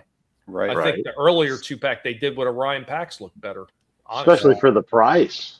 Yeah, because he was over 40 some odd dollars. Yeah, I mean, it's not like you're paying $20. Not that that's an excuse, but still, the prices of these things, man, we expect better. Do better. Quit torting it. Yeah, because it's hurting a lot of us to still collect, or if there's things that we want, man, it's fucking painful. And we've all had the conversation. There's a lot of shit that we're not getting because of man. Yeah, it's too freaking much, and that's the quality that they put out. Okay, they could put their crack down and take the thumbs out of each other's asses. I mean, again, I don't know why one would do that, but I guess to each their own. Right. Tell Trash Bro to get off the cocaine. Agreed. Padre, I got to be honest, Keely, Hong Kong was much more impressive than Huntsville. Just saying. Padre, Trash Bro, it's not okay. You're damn right. Not okay. Absolutely not. You fail. You guys ready for the next one? Yeah, man, go for it. This one, she's been sitting for a while. I had the review done in a couple of weeks. We never had a chance to get to her, I guess, until today. So here, I'll probably show the review for Black Canary. So here we go. This one, right? everybody, Vinnie Art here, formerly designer You're of my intro. Hold on, I'll jump a little. and a different chess piece. But everything else is pretty much the same. Oh, I think the hands also have like painted gloves or something. But yeah, variant. so we'll break this one down, give you guys a full review and some comparisons as well. So here she is out of the package.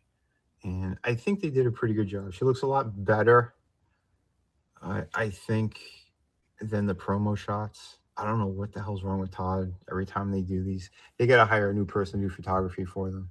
But interesting what they did too with the fishnets. It's like there is a ridge that is like by the cheek. So then like it's tucked in and I think it's glued, possibly pegged. Not sure how it is, but and it goes all the way around the leg. So in the package, if you see her like this, it's gonna be like, oh, there's something wrong with the fishnet. It's not. Some of them I've seen are like this, and it looks just fine. But as soon as you move it a little bit, you start to see like where this ridge.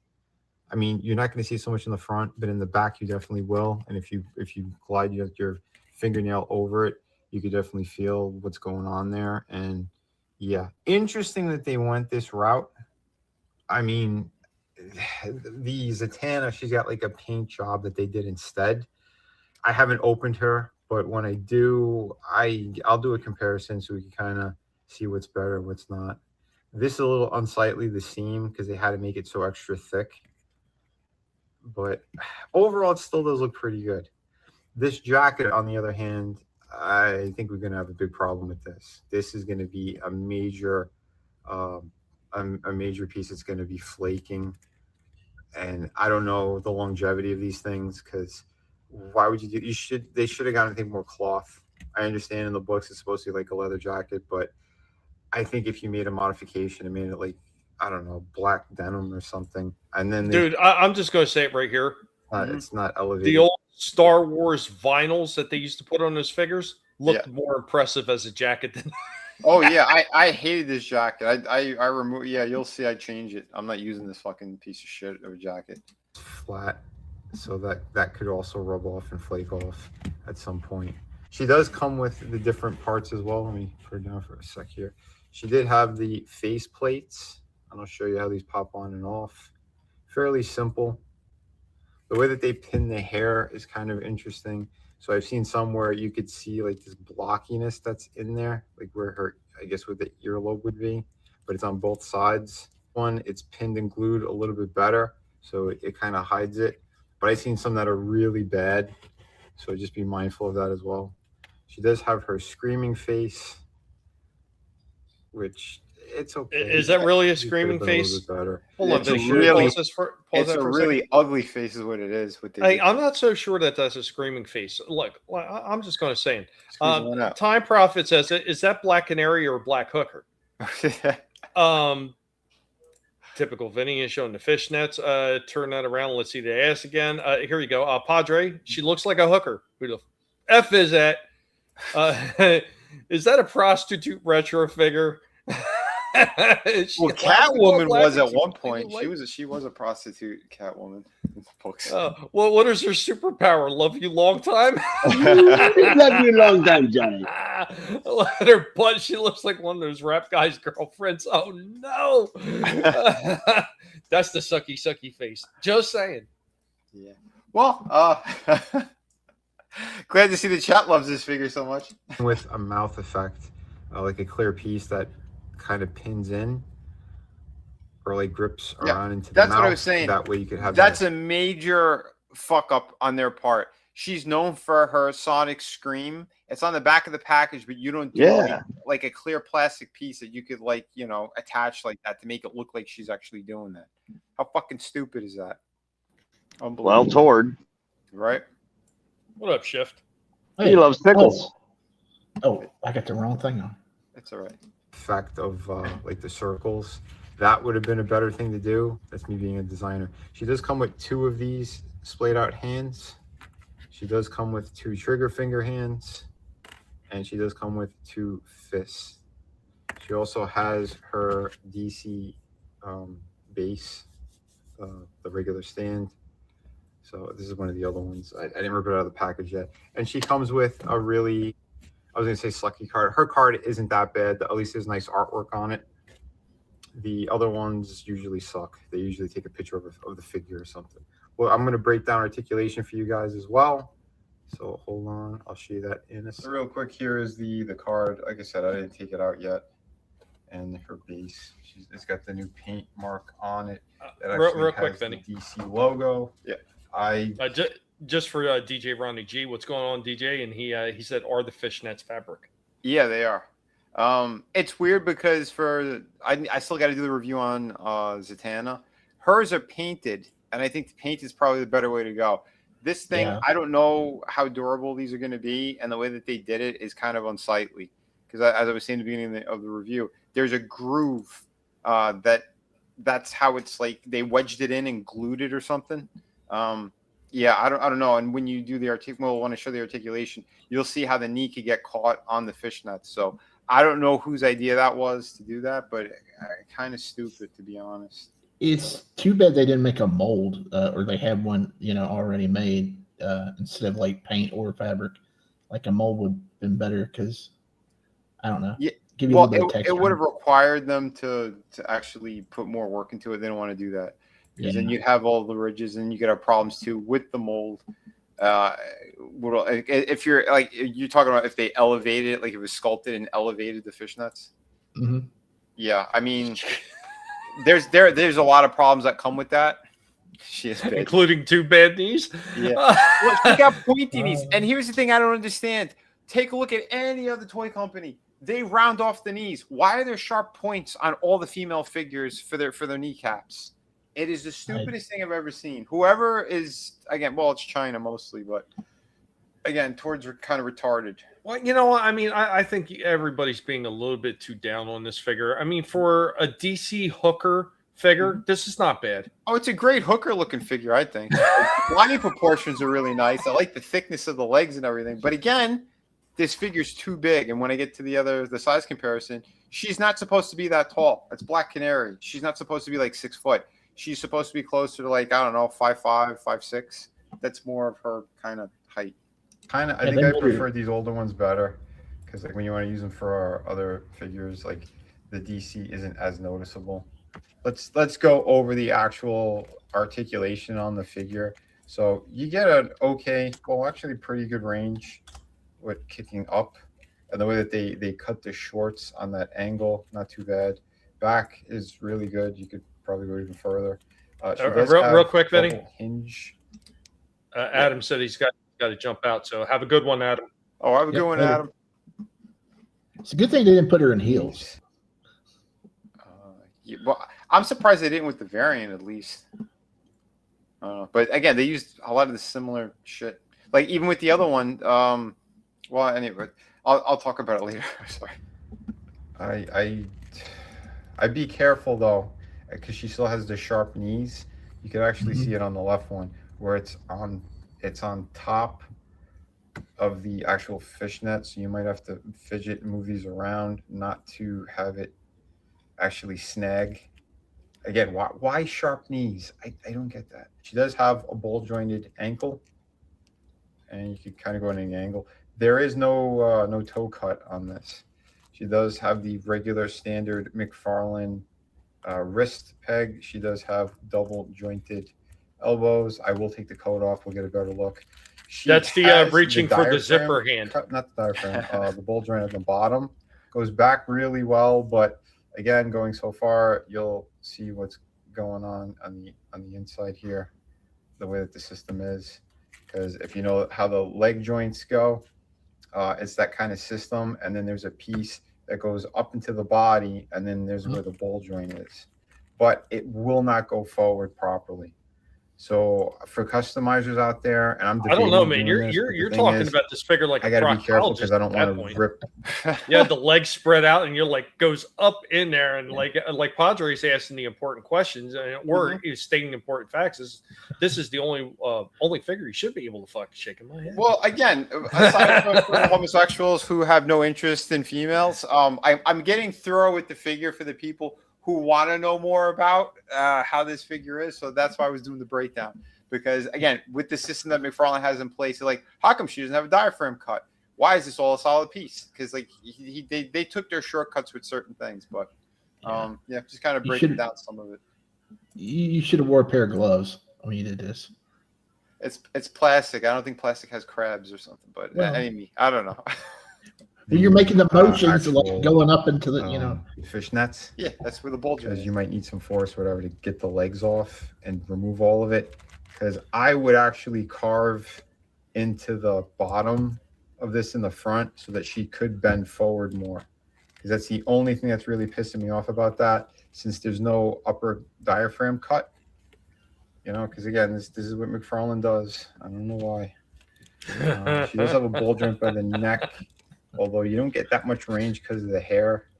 And if you do take the face plate off, you can see that the pin actually goes straight up into the head. But look, she has what you did? Oh, God. So Batman or Superman can fuck her in it. Is that what happens when she has her 100th customer? I guess so. I mean, we're devolving this entire review, but all right. Jesus, that's frightening. That her face with no face. It's sitting up. Again, I don't understand why they couldn't do it like the other figures where you pop the hair off and then the whole head comes off. Nope. We'll do this really creepy face plate deal. Add some blood to that or something. Jesus Christ. Yeah, you could. There. So we'll see if I'm able to remove it to get a better look at all that. But since we are here, I will show you the face plates. And again, you just kind of slip it past in the hair, and then there you go. So not too bad.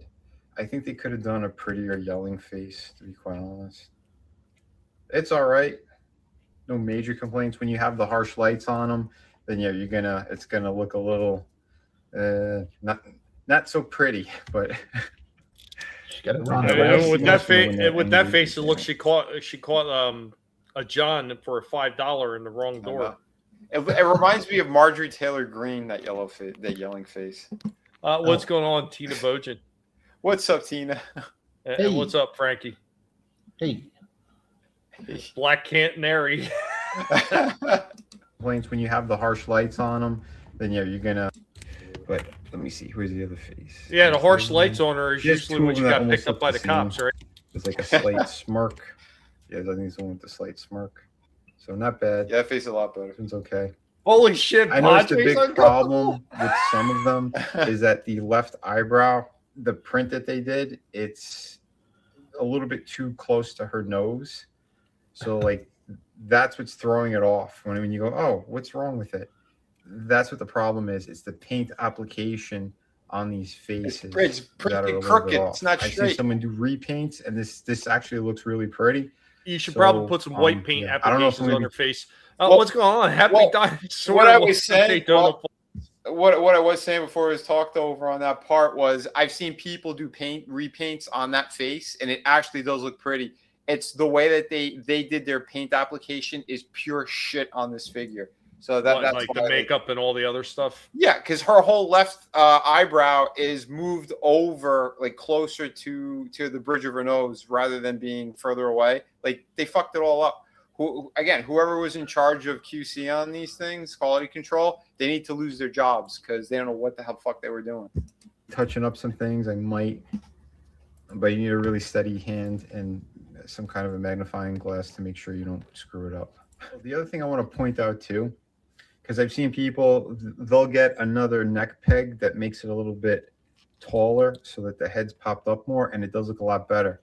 This version in particular, because of the way they did this black paint on the neck, it's giving the illusion that her neck is a lot shorter than it actually is.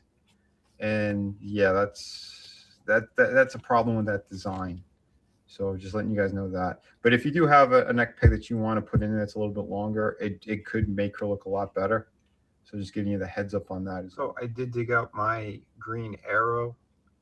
So this is the one from Injustice 2, I believe.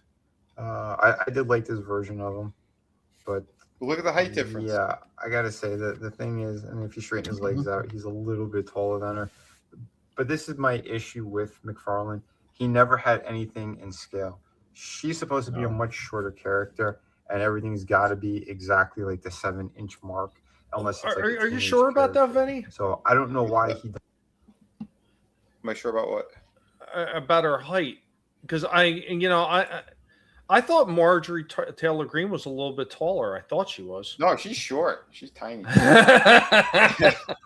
But yeah, aside from her, but like this face, the regular face and the smirk face reminds me of what's her face, the niece of Hitman, Natty, Anvil's daughter. Yeah, Natty. That's what it reminded me of. The thing is, because of that canary yellow hair that they picked on this one with no wash, it's making the whole thing bleed out, so it's even harder to see the face clearly. Again, these are just like really stupid choices that they made because it gives like a lesser quality to the figures. Like, these figures should be a lot better, and I think she should be maybe up. Her head should be right about where his shoulder is, not that she's like almost as tall as him. It's the stupidest fucking thing. But that's McFarlane with, again, not paying attention to details, not doing any research. I mean, there's a whole like encyclopedia of DC characters and Marvel characters. Why can't they do any of this correct? They don't care. Yeah, it's like Supergirl we talked about last week. The CW Supergirl, tiny, or this new Tim Drake Robin they just put out, who's like taller than Batman. Well, what the hell, Tord? Well, what the hell? Yeah, I don't get it. I don't know what the hell choices they're making, but yeah, their ass back does that all the time. Like, the thickness of the legs is great. The design itself is pretty nice. I still do like the figure a lot, but it does have its limitations. I will say that. I'm going to take the jacket off. I'll show you how that looks, and then I'll show you an option that you could do if you have a Ross near you, if you could find AEW figures. Because I think I have a jacket that's actually going to be pretty perfect for her that will not flake. So here's what she looks like without the jacket. If you want to see what the inside of it looked like, it is kind of material that shouldn't leach off on the plastic, so that's good at least. Because if it didn't have that and it was just the same as the outside, yeah, you might get some black on top of the plastic itself. Nicely sculpted, I think. Probably similar. They might have used the base from Wonder Woman or one of their Wonder Woman figures, and they kind of modified it. But overall, that does look pretty good. So if you were curious what it looked like without the coat, there you go. I will pop on another one now, so you get a better look at an option. Again, if you have the figures around.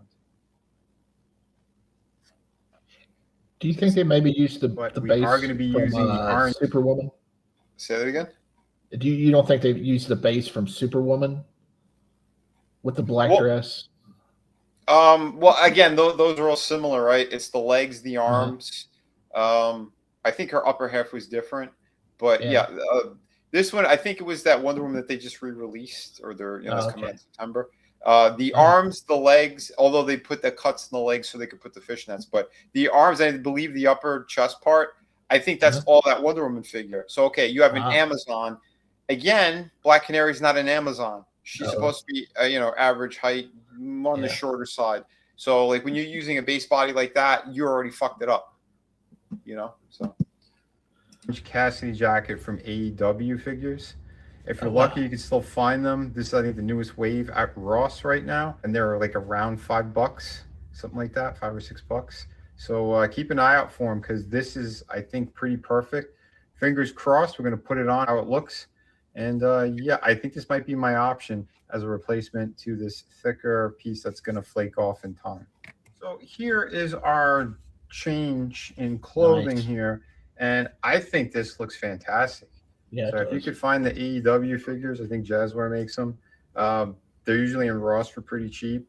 Get your Orange Cassidy figure, and this is, I think, even better, because you could roll up the sleeves a little bit, and that's more like what the character kind of, which you normally did in the books.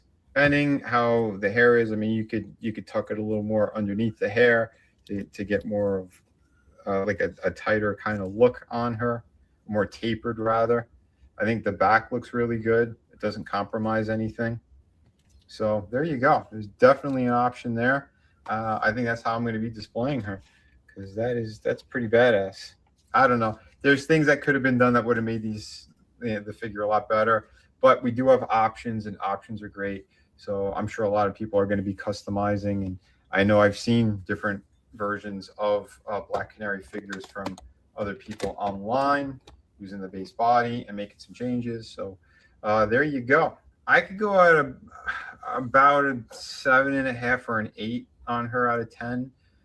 There's a lot of room for improvement, but what's there is still really good.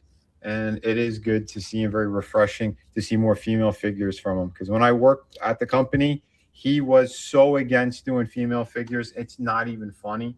It's because of our demand, our outcrying, being like, come on, how do you not do these awesome characters? That's why he started doing them. So don't get it mistaken that, oh, you know, he was going to do it regardless. No, he wasn't. He's got a problem with I don't know, guys buying female figures for some reason. These are characters. These are iconic characters. These are heroic characters. So by not having them, you make a big mistake in the collecting world. So, and again, it is what it is. And again, we got to be more vocal. Same thing like with the capes. A lot of people, they weren't saying anything about the plastic capes. It's when the people started getting vocal saying, how come we don't have cloth ones? How come we don't have wired ones? And I know I was pushing that all the time in my reviews. And guess what? He finally did it. He finally gave us those. So this past 1.5, 2 years, we've been getting cloth capes with wires. He's getting cheap and leaving out the wires on a lot of them now. But I'm happy that we're still seeing some that do have them. So that's a good thing. And yeah, so before he loses the license, I'm sure we're going to get a couple more really nice figures. Crossing fingers that the quality stays up. But from what I'm seeing from Mattel, I think Mattel's really going to be hitting a home run if their He-Man figures, if they do that same kind of approach with DC. I think we're in business for some really, really cool DC figures. So fingers crossed on all that. We'll see what happens. You know. It looks like where freaking Todd, he took the approach of, oh yeah, this is our premium, which our premium is the same as our deluxes, which is the same as our red label and all this other crap. Instead of taking that approach, Mattel is taking a smarter approach, and we knew they were going to, because one of the first figures that they said they were going to, they were showing upcoming stuff that they were going to release was their lower price point figures that was more aimed towards kids, and those ones didn't look half bad. No, so great. just imagine what the higher quality, more collector aimed ones are going to look like if their kitty ones look that good.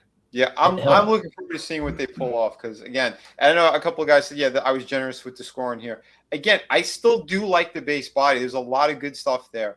It's certain things are kind of shitty, and if I could replace her head, or I'm not done with it. Again, like a lot of you guys were, oh yeah, that looks way better with that jacket on. Yeah, because there's something that's still there. Like the base is good, the shape is good. There's certain things he screwed up, or again, China. Because let's face it, Todd, he doesn't greenlight anything. He's just got his name on the company. He's like Hasbro or Mattel at this fucking point, to be honest. He's just, he's smaller than them, but he's still a giant corporation by himself. He's not calling the shots. But yeah. I mean, it is interesting. There is some other comparisons with the other figures too here. But yeah, again, guys, thank you for watching the review. More coming at you soon. This is how she scales with a couple of other female figures, and yeah, looking really good. I don't have the Huntress, so I can't exactly do Birds of Prey, but close enough right now, I think, with these. But still really cool. Again, pretty solid figure. And I don't know, by just changing the jacket, I think I'm going to go up to a solid 8 out of 10, because I do have it and it does look great. If it were just this, I'd probably be 7.5. But since I do have the cloth one and I like how it looks, yeah, I could go 8 out of 10 on this. So there you go, folks. Remember to hit like and subscribe. Thank you again for watching. More coming at you soon. That Batgirl figure, the head on that, I swear there's something weird about it. It looks so much better than any McFarlane head for a female. The paint application, it's so much better. It's like they just they took the head off that statue they made of her and just it just threw it on a figure, because nothing looks like that in the entire line. That's so much better than anything. Yeah, there's a handful. Well, what's the face too? The Donna Troy. That's another one. They did a fantastic job on the face sculpt and the paint application. So like they're capable of doing it. Why did they kind of shit the bed? This one had 3 different face plates, and like 1.5 looked good. You know, it's like you can't even say a full solid 2 because again, there's bad paint application in the eyes and shit. This thing, it's just a pair of eyes and the lips, and the cowl's covering up most of it. But it's still like you said, it's super crisp and clean and clear, and looks like the eyes are slightly bigger, which works again for the younger characters like that. I mean, again, I don't know what's going on. No, I honestly, I think that might be the best head in the entire McFarlane line, male or female. It looks like it just came straight out of the comic books. Yeah. That's how good it is. I like the Shazam head too. I think that's probably that's on my top 3 for sure. Because that head it's exactly how that artist Dan Mora drew him. The hair, the squinty eye, everything is like perfect. The chiseled jaw, like they did a killer job with that too. So again, there's some good people that are working there. I believe because some of this. Most of it is outsourced to China, but I think certain key things, they do have some sculptors, like, again, they're using ZBrush and stuff like that to sculpt. So it'll be specific things, like, because they reuse these bodies all the time. So it's like, okay, we need a new head. We might need some new feet or, you know, certain things. And then they'll put it, you know, they'll send it through the computer and then, you know, over to China and they do what they do. Well, the big announcement that we talked about it backstage the other night, it was just announced that he's getting back into the sports world with NFL and NBA players articulated. Hopefully they're better than his starting lineups. But, you know, it looks like they're going to go for the big name stars this time around, legends instead of like current players. Well, dude, when I worked there, we said the same thing. Like, how come you aren't doing the most famous names? Why are you doing like he was doing like you know, C and D list sports athletes on the team just to make up a team? Well, why don't you hit the fucking superstars first and everyone that everybody knows, and then as those sell really well, then people will be hungry. Okay, let's get the newer guys or whatever. Or you know, you could do a Build-A-Figure and you know, tempt people to buy all of them because hey, you want to get Scottie Pippen or Dennis Rodman? You got to buy all these other ones. That makes sense. Tommy, are you interested in any of his sports legend type characters? I couldn't give a rat's ass about that shit. Oh shit! Oh, that's great. And when you were talking about that figure right there, I mean, the one thing that I was looking at it, I was like, you know, it looks like the limbs are in proportion for the figure. So because that's why I was like, I kept staring. I'm like. Because if the limbs weren't quite in proportion, you could always probably chop something out of the legs to shorten the legs a little bit to get her down to the height that you need it to. But it looks like if you do it, she's going to look stumpy. Yeah. Sure, we can create a midget. Yeah, color cotton. I lost my shits in customization. Yeah. Oh, shit. So, yeah, it's a good thing she didn't have heels. If she did, yeah, she'd be a monster. Jesus. She'd be like 6'4" if you put it like in actual people height. It's well, thank God that we now know how to fix our short CW Supergirl now with all these modifications they've been showing on Reddit. See, that's the one good thing I do like that with all of the Supergirl releases that he did, because that's what I wanted to do. I wanted to swap out a bunch of parts on them to get here's my definitive classic Supergirl. You know, well, the problem is you got to buy like 4 or 5 different Supergirls to get them all right. Well, for me, it'd be about 2. Because from what I'm going to end up doing anyway, like because I don't need I don't need those older ones to switch out. I want to make the Helen Slater one in that. I think 3 figures. I might put red paint to change the skirt. That's that'll be an easier fix. But anyway, who else? You got anything, Shifty? What you got today? Yeah, I got one video. It's nothing major. Let's see. It's another Star Wars figure. All right. You're gonna have to go back and I did the review on the Bloki. Oh, yeah. I had it on the background. That was pretty neat.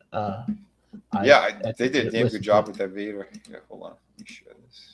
They need to get the little ones over here. I want the little ones. I haven't seen the little ones in any stores. The only place I've seen the little ones is at a convention. Someone's booth. another video and check it out. I got me another Star Wars Black Series figure. This one was pretty cheap on Amazon for $12 and change. I think originally came out for like 30 or above because it was a so-called deluxe figure, but of course it's not worth that much. $12, it's a steal though. This is I think Lucasfilm's tribute to Bumblebee from the Michael Bay Transformers films. It's Ned B from my least favorite Disney Plus Star Wars television series, the Obi-Wan Kenobi debacle. We won't get into that here, but cool figure for the price nonetheless. He's pretty sizable. Looks really neat. A lot of detailing, at least on the front side with the weathering and battle damage and mining damage. I think he's a mining droid of some sorts. Of course, you got the paint application on the front, but on the back, that's the only spot where they gave us any sort of weathering there, which is unfortunate. Cost cutting measures. Hasbro and McFarlane Toys have done that in the past. It sucks. You could probably add the effects and weather them up yourself, but you shouldn't have to. You shouldn't have to with the price you pay. But yeah, this backpack, it snaps on. It's a separate piece. The hoses are connected to the chest piece, and they port in. They're not flimsy, but they're small enough to where if you put the backpack on, you're going to put it back in the box. You probably just want to leave it on, just to prevent taking a chance of breaking those hoses. Don't want to do that. There are some gripes. The hand does not want to hold the blaster because, of course, the blaster here has a short handle, so he holds it crooked. That doesn't matter because I think his weapon of choice would be that sweet hammer. I'm not. Wait, he's got a crooked short blaster. Poor guy. Yeah. For anything crazy like do any T poses or splits because I didn't warm up the joints and they're pretty tight. And there's some restriction in the shoulder pads. I wish there was a knee pad here to restrict the knee from going forward like that, but that's not a huge issue. Actually, the legs are pretty cool because there's a twist here, twist there, twist there, twist there, and then the feet have all the rocking and the rotation and all that good stuff. Arms, everything you should expect from it. The hands are a little gummy. There is good movement in the diaphragm. The head is one piece, which sucks because if it was a neck connected to a head, you get more range of it. But hey, still, it is what it is. Cool figure nonetheless. $12 Amazon. Hey, what's going on in Shifty? For $12, I mean. I ain't even gonna lie. When I first brought it up, and I'm looking at it from a distance, it reminded me of that glow in the dark RoboCop that I showed off last week. Oh yeah, yeah, I see it. Yeah, definitely. Yeah, the design is definitely there, especially like in the midsection and lower half. I don't even remember this character. I think he was only in it for like one episode, and that was enough to give him a figure. It doesn't make sense. Yeah, I mean, you have all those Black Series, and I mean, you got a lot of droids and shit too. So yeah, for $12, I think. Yeah. Again, I don't know shit about the character, but he looks okay. Yeah. I just wish the newer ones were cheaper. I just don't. I don't mind paying $27 for Marvel Legends figures, but for some reason, Star Wars that seems to be a bit steep. Yeah. I don't know.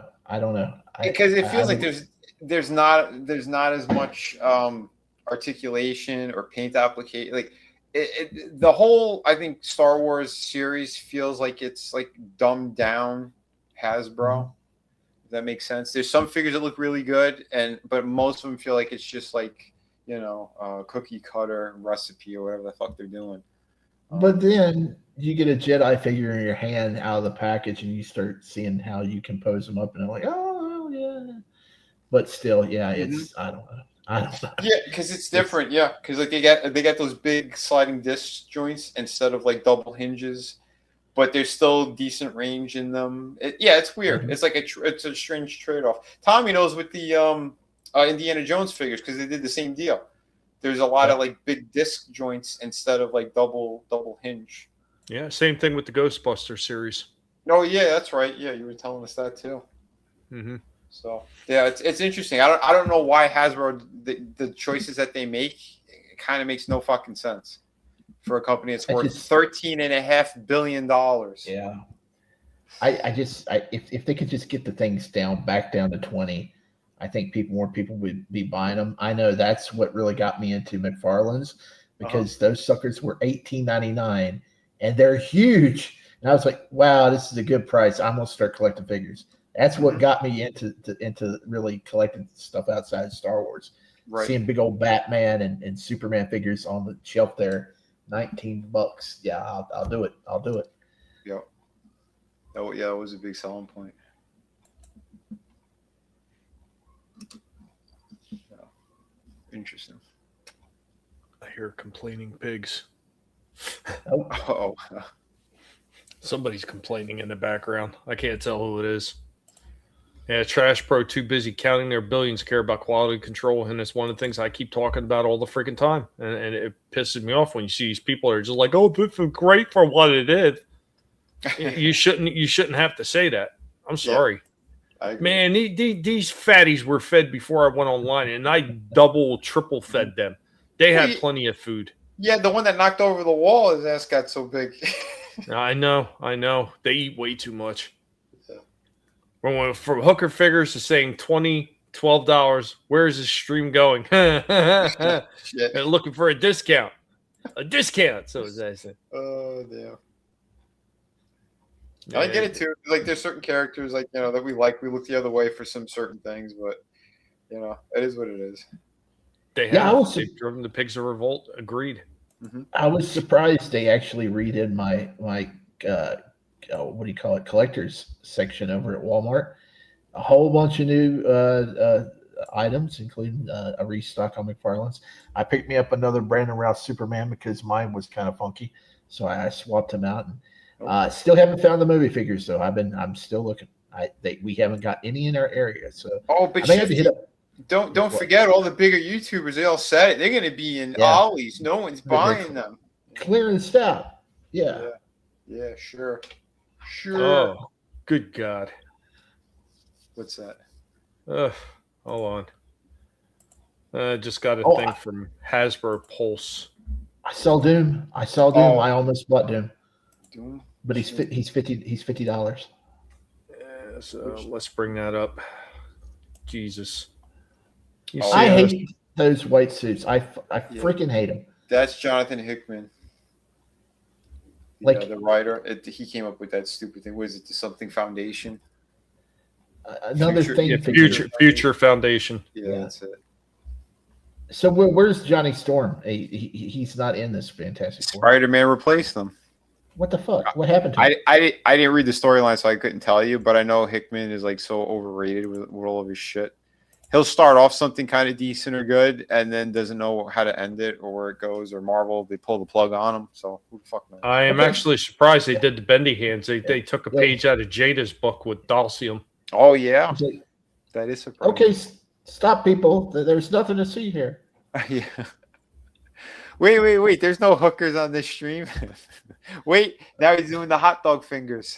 It's the penetration fingers. Yeah, from everything, everywhere, all at once. Yeah, that's it.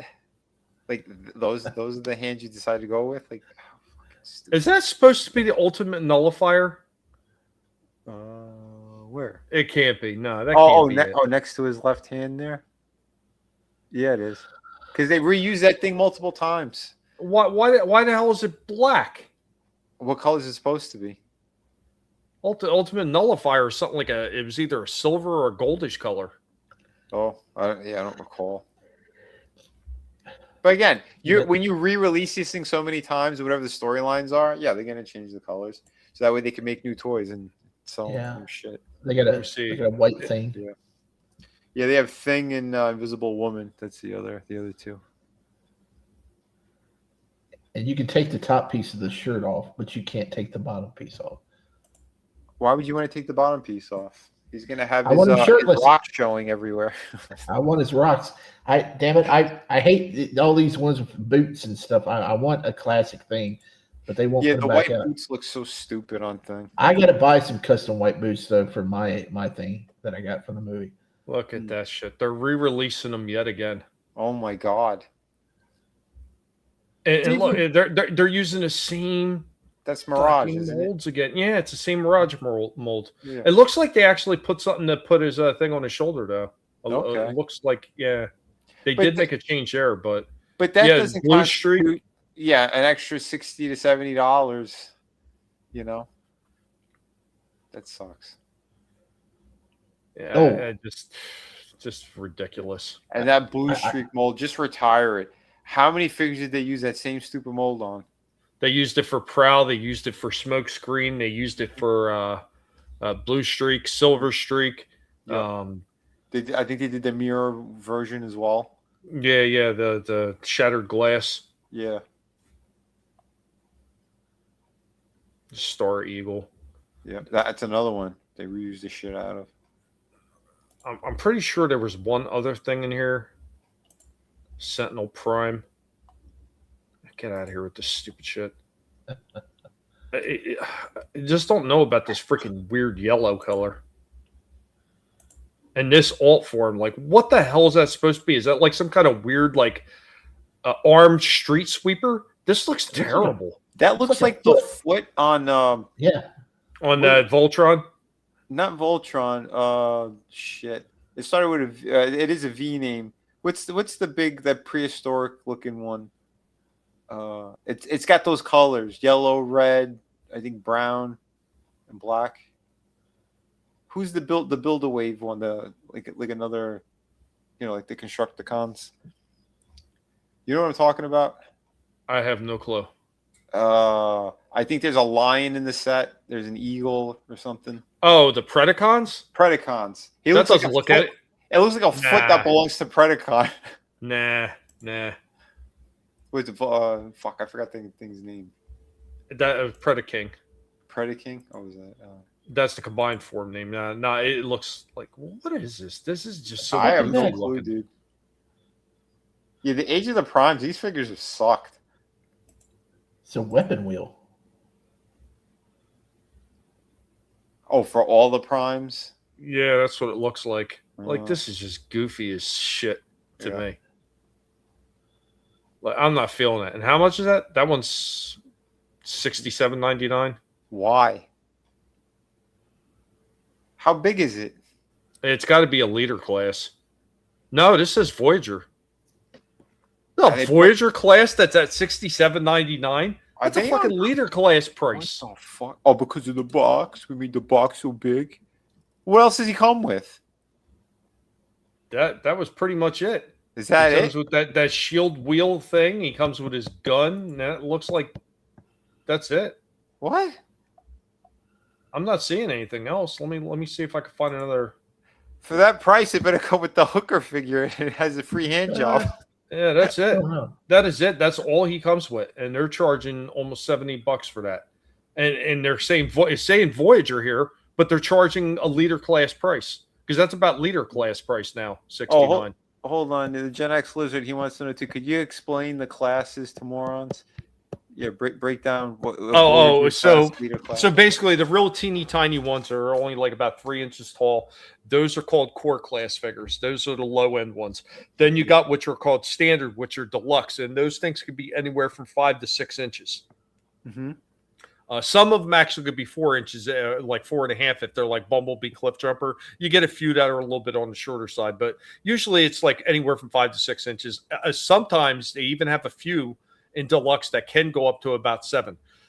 Voyager is usually something that's sitting at over 7 inches, but less than 9 inches. And then usually when you're getting the leader class figures, they're usually 9 inches, unless they come with a whole bunch of shit, like say Rodimus Prime, where he comes with that big trailer attachment and everything like that. So he might wind up not being over 9 inches exactly, but he's got the big trailer, so they justify charging that much more for it. Yeah. And then after leader class, then you go up to the commander class. Is actually what Rodimus Prime actually was. He wasn't leader. He was commander class. And that's where you get like your Optimus Prime with his big trailer and shit like that, where you get bigger figures like a Jetfire and everything. And then the last one that you get is the Titan class, which those ones start at well over $200, and they're usually over a 1.5 feet tall. Yep. So. Yeah, that's crazy though. What the fuck they did there? But yeah, Voyager class, and they're charging that much. Wow. And that thing looked like shit, or robot mode looked okay. Vehicle mode looked like shit, and he just comes with a gold disc. Wow. Is it real gold? Could we pawn it? Nearly $70 for that. It's insane how much they're charging. Like, it's way too much. Yeah, $70. Yeah, fuck that for $70. It better be self-transforming. Nah, I want to be able to transform these things. I hate those ones that automatically transform. Dude, that's taking all the fun out of it. I love Transformers from the jump before they were even Transformers. Why? It's that puzzle aspect to the damn toys. I thought that shit was cool as hell. I mean, do you like the stuff in Hellraiser? Do you like the puzzle cube?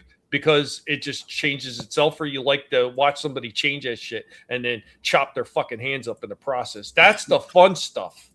Okay. You heard it here. Tommy wants to see them chop their hands off. Yes, I do. Make it happen. I'm telling you, man, these fucking prices are ridiculous, man. Like all these fucking prices for everything anymore. It's just insane. The lament. Yes. I'm horrible. I'm a horrible pig. I'm not going to apologize for it. No. Are we almost tapped out? Yeah, I mean, I think me showing the hooker was enough tonight. Okay, all right. Well, I got one more thing on our way out, so I got a toy hunt that I've actually been saving. So we're going to hit the toy hunt, and then we're going to roll up on that here. So here we go.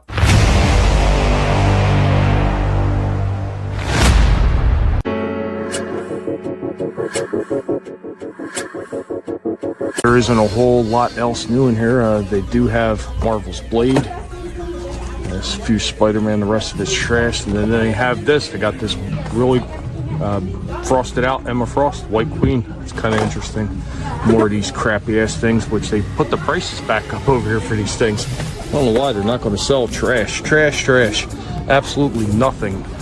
Out this one Target right here, where this is where they used to have all the NECA and everything, like where they used to have TVs and everything else. There's nothing left.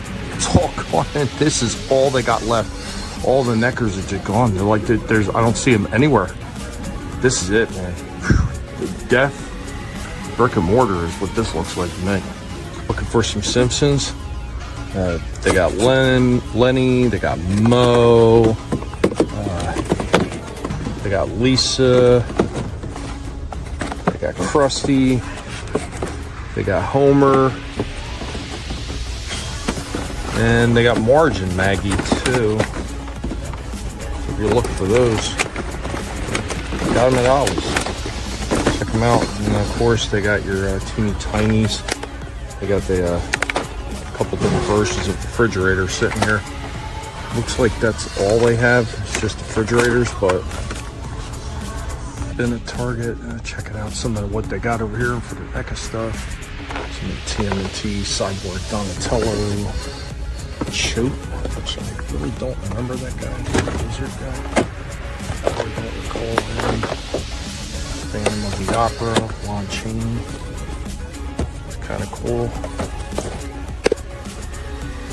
Duck, but check this out. Bride of Frankenstein, the monster, and his mate. So let's see if we can.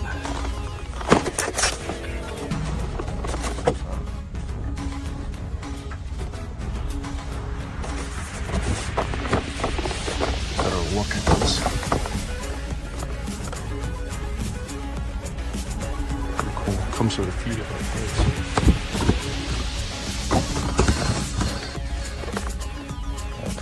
Different heads for him. Comes with one extra for her. Not bad. Pretty cool for a set. Yeah, looking at my Ross over here, man, this is pretty much it. This is literally all they have. And like one little thing right here. They got nothing anymore in here. Nothing.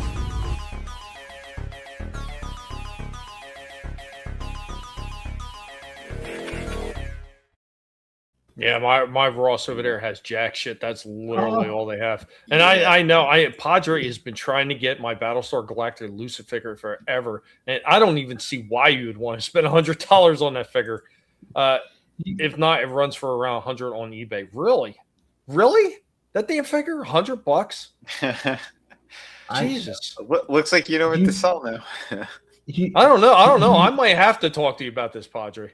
But if I'm going to sell you something like that, man, I don't feel right just selling you Lucifer for 100. I don't care if everybody else selling for. I'd have to throw in a Cylon or something. Maybe I'd have to see what I have. You panned all around that Ross shelf, and they had a Star Wars figure up there, and I immediately pointed to it like Leo DiCaprio and that meme. That's like Star Wars figure, and you didn't. I didn't. What was it? Do you remember? Hell, no clue. Oh shit, that's hilarious. I think it was one of them hologram figures, if I'm not mistaken. Oh well, fuck that. Those are trash. I'm pretty sure that's what it was. I'll tell you the reason why they upped those shitty crossover figures, because it's the He-Man shit. They think that they're going to be able to get more people because a lot of the He-Man stuff is flying off the shelves because of the movie or whatever. It's not even out yet, but again, some of the figures look nice. That's why they're doing it, because they think, well, some dumb parents or something, there's He-Man stuff here. Oh, it's He-Man and Transformers. I'll pick this up for my kid. And then they don't know they're going to make their kid cry if they buy that for them. Have a good night, Gap. Thanks for joining us. And Gen X Lizard, I didn't properly say, hey, what's going on? I said hi to you in the chat, but not on the stream. We had a lot going on. Thanks for joining us as well. Yeah, Padre. I don't know. I might have to talk to you. I didn't even think in wildest fantasy thoughts of like how much those things would be worth that they would even be close to that. And quite honestly, I do have a few things that I still have to pay that are they're medical related that I still owe some money. So I did some cool shit to actually get some stuff reduced, but I still owe money for medical bills. So I mean, I might have to. I don't know. I'll hit you up. Okay. Yeah. We'll talk about it. Cool. Nice. I almost made a mistake yesterday. I talked myself out of it immediately, but I saw this figure here. I threw you up there. Yeah. I saw that at Walmart, and I was like, I should buy that. It was $25. I don't even know what one piece is, but I was like, hey, that's a nice looking figure right there. The statue. I know it's like a pirate anime show. It's actually the #1 series in the world.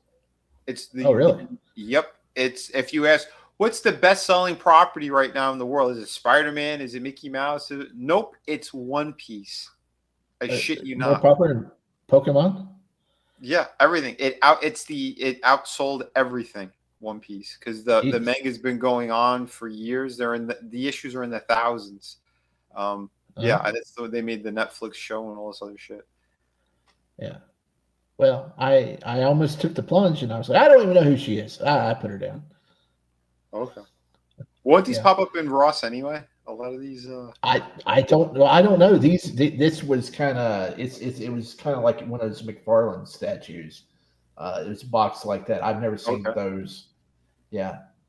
What is it, like a foot big or like something like that? Yeah, it's like the $29.99 statues that he makes of the Marvel characters. Okay, so it's like this is like the 7 to 8 inch size then. It's a little bit smaller than that, but yeah, it looked really nice. Had a lot of stuff on it besides what we're showing now. But yeah, it was really well detailed. It's all right. You get the most important photo, so that's all that counts. Yeah, I get. Yeah. It's... Oh shit!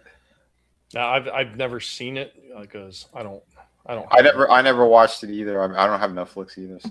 Yeah, I don't. Flustered. Yeah, Pop. But seriously, I'll talk to you about it later. For real, like that would actually be helpful for me. It's like, but yeah, go ahead. Oh, it's like if I saw like a statue of Jinx just from all the cosplay girls I've seen, I'd be like, hey, yeah, I'm going to buy a Jinx statue. I don't even know what she's from. So, if you have Netflix, I urge you go watch Arcane. It's only 2 seasons, and it's the best animated thing out there. It's the most expensive as well. It beat all Disney movie shows, whatever, and it's well worth it. I did a full review. Adam, Trina, and Tina, they were all on when we did the watch parties for them. We gave the entire series a perfect score. We've never had that before in anything we've watched. I gave it a 1 out of 5. You didn't watch it. What are you talking about? I watched the first one. Oh, the first one? Yeah. Oh shit. Yeah. No, the first series. The first season? Yeah, first season. Oh, I didn't even watch the whole thing. Yeah. That's a surprise. Yeah. I just it was all right. I just didn't find it all that interesting. That's all good. I don't pay for entertainment. I got you guys. I think that's mostly because I don't know nothing about that whatever Guild Wars or League of Legends. League of Legends. I've never played it either. I know nothing about it. I knew nothing about it, and I was just sucked into the entire story and everything they did. Hey, I don't care. I find the show funny. I don't care who hates it. And you know what? I was watching the upcoming Big Bang spinoff. That trailer looked hilarious. Funny. It looks funny as shit. The comic shop guy's he's gonna almost save the world. He fucks it up. No, he fails to save the world. Fails. That's the funny. Yeah, he's gonna fail at saving the world. Oh, that's great. I don't know. I like certain things just because it doesn't bother me as much. You know, when people get upset about some of that shit, it doesn't bother me. I mean, you like unless what you like, you hate what you hate. Who cares? Exactly. Yeah. Big Bang Theory is laughing at you, not with you. Oh shit. Yeah. Yeah. I have no interest in that shit either. Zero. Just I like don't I think have anyone no does. interest in He-Man. I'm the Star Wars nut here, and I don't. Yeah, the main thing is I don't like theaters anymore for a lot of reasons, and so that's kind of why I'm not there right now. Yeah, watching I don't think anyone's going to theater anymore. I saw the Mortal Kombat 2 in theaters with my buddy, and dude, the place was empty. They poured a ton of money into the Regals now. They changed everything. They don't have movie posters anymore either. They're digital screens that rotate movie posters. Like everything feels so foreign. It's what does that mean? This isn't our world anymore. That's yeah. I think they're correct. Yeah. Is she still hot? Who? Coco from Big Bang Theory. Yeah, Kaylee Cuoco. Last I've seen, I mean, she should still be hot. Unless something really bad happened to her. Something bad. I don't know. It's like that one that plays Bernadette. Like, I mean, they really dressed her down in the show. Like, oh yeah, like, she's a smoke show. That one. Kelly Cuoco still. Kaylee. Well, they would know that they would. Who would know? The search. I'm looking at a couple photos. She still looks pretty good to me. Still would smash. Although, aren't there 10 rules of dating her or something? Or no, 7? I don't know. That show. Blossom is a fucking pig. Oh yeah, she's gross. That weirdo breastfed her kid until he was like almost a teenager. That's some creepy shit. Yeah. What? That's Game of Thrones level stuff right there. Yeah. That's Mommy, and she's I'm supposed hungry. to be part of Mensa. I want to make the man fly, Mommy. I think we've come to the part where we need to get the hell out of here. Yeah, I think so. I'm going to go ahead and I'm going to get these guys out of here the best way possible. Everybody, thanks for joining us. And let's go ahead and they're going to let you know what they got going on. Listen to me! Get me out of here, you fool! Too late, fools! Say nothing, Baroness. I saw the entire catastrophe. Hey, thanks for having me. I showed up late because I had some stuff to do, and I got a lot of stuff to do tomorrow. But Sunday night at 8 o'clock over on The Real Review 3000, but not Honstar YT because Honstar retired from YouTube. He's left the building. and we're not doing the show on his channel anymore. So Chris and I is officially taking over all of his shows and stuff. So on the Real Review 3000, 8 o'clock, it's the weekly wrap up where we play What the Dub and Jackbox games. Get in the chat. We'll try to get you in there and have some fun. Yeah. Awesome. Thanks for joining us, Shifty. We weren't expecting you, but pleasant surprise. Yep. Appreciate it. Yep. All right. And next up. Not bad for an old timer. Old timer. Hey, here I am again. I started off with some old school stuff. I ran out of the building with some old school stuff. But before I got out of here, since they wanted to see it twice, let's go ahead and play it thrice because I thought this one was actually a lot of fun. We are the Guinea Pig Collective. All will be assimilated. Resistance is futile. Who dares to step insignificant man? All fall before Megatron. There we go. That's what I like doing. I like having fun, man. And why everybody else is getting upset about shit, I'm just going to keep on having a good time because that's just the way it has to be. Guys, thank you for joining us. Could have spent your time anywhere, chose to spend it here with us, and is greatly appreciated every time you come through. Everybody that's watched on the replay, remember to go ahead and subscribe to everybody's channel and say hi. I don't care if you just leave a little waving hand, man. It really does help actually for us to be able to see in the algorithm because YouTube is the games never stop. I'm telling you, 7 years I've been at this with these jerk offs, and it just never ends. I've never really done anything that's actually been that ridiculous, but they have kept me down and they continue to push me down for whatever reason. It's infuriating, but I don't give up. I'm going to keep on doing what I'm doing, and I'm going to keep on having fun regardless of what YouTube is doing. But if you want to help out by sharing the links out there, by watching it, by leaving comments, man, that absolutely does help a whole lot, and really do appreciate it. You spending your time here means a whole lot because that is time that you're not getting back, and you thought that I was worth it, Vinnie was worth it, Shifty was worth it, Adam was worth it, anybody else that we have on our panel that we were worth it to spend that kind of time here. Thank you very much. Remember, never let anybody tell you what you can and can't say, what you should or should not think. Your silence and your compliance gives consent. And with that, I'm going to hand it off over to my man, Vinnie. I'm just saying goodbye. Save your energy. So long. Here's one Starscream's been saving for you. Yeah, I wanted to show you guys. Yes, Kaylee Cuoco. I don't know. This is 4 years ago. You tell me. She's still bangable? I think so.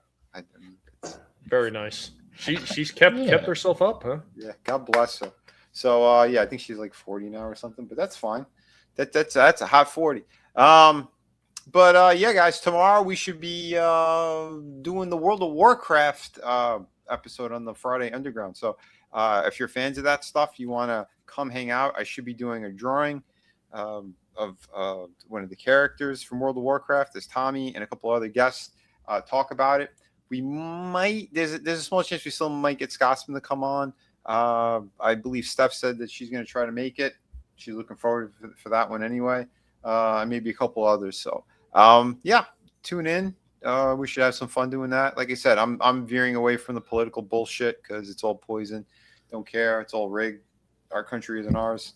But yeah, I mean, it is what it is at this point. And folks, don't forget, I do have some awesome projects out there. I did a couple of new pieces as well. If you guys haven't seen them yet, here, I'll share screen one more time here. I posted these up. Well, I posted this one up today. So here's Chun-Li. If you guys are looking for original artwork, I am selling these. So contact me. You can contact me directly, DM me, whatever it is, whatever you want to do. But yeah, we got some new pieces popping up. And if they don't sell through online, I should be selling them at a convention coming up soon. So yeah, like I said, we got some neat stuff. If you're looking for some really good stuff, we got it. The books, I was notified they're in the mail coming to me. So yeah, fulfillment's going to be starting real soon on City of Venus, Dead City 2. So if you're looking for it, guys, you can still support it, and that's a good thing. So once they come, I'll give you guys the bigger update. I got my prints already as well. So all of the the stretch goal that we we unlocked, those prints are here. So yeah, I'm just waiting for the main books. Hopefully everything's all good with that. I got it. You guys, you're going to be getting an email, I guess later this weekend or the start of next week. It's going to say survey. It's not a survey. Click on it. This is how I'm going to know where to mail your books to. So yeah, once you see that, then we could proceed forward. So I'm going to be going over all the books when they do arrive. So give me a little bit of time on that too. We got to make sure everything's perfect for you guys, because if there's any problems, I'm going to be jumping on the horn and ripping my printer a new one until they fix what they got to fix. Hopefully it doesn't come to that. Hopefully they actually do their job properly. So fingers crossed, folks. But quality is always going to be tip top. You guys are going to receive the best as always, and that's coming real soon. So yeah, and Sunday, I don't know if we're going to do a movie or if I might take Sunday off. I haven't decided yet. Kind of playing it by ear. Leading into it's the Memorial Day weekend, so I mean, going right into Memorial Day, probably might want to do something. Maybe, I don't know. Like I said, we'll come up with something and we'll talk. But yeah, if you guys have a movie or something in mind you guys want to see and hang out with us, I'm open to pretty much anything. Just hit me up. But awesome. Thank you, everybody.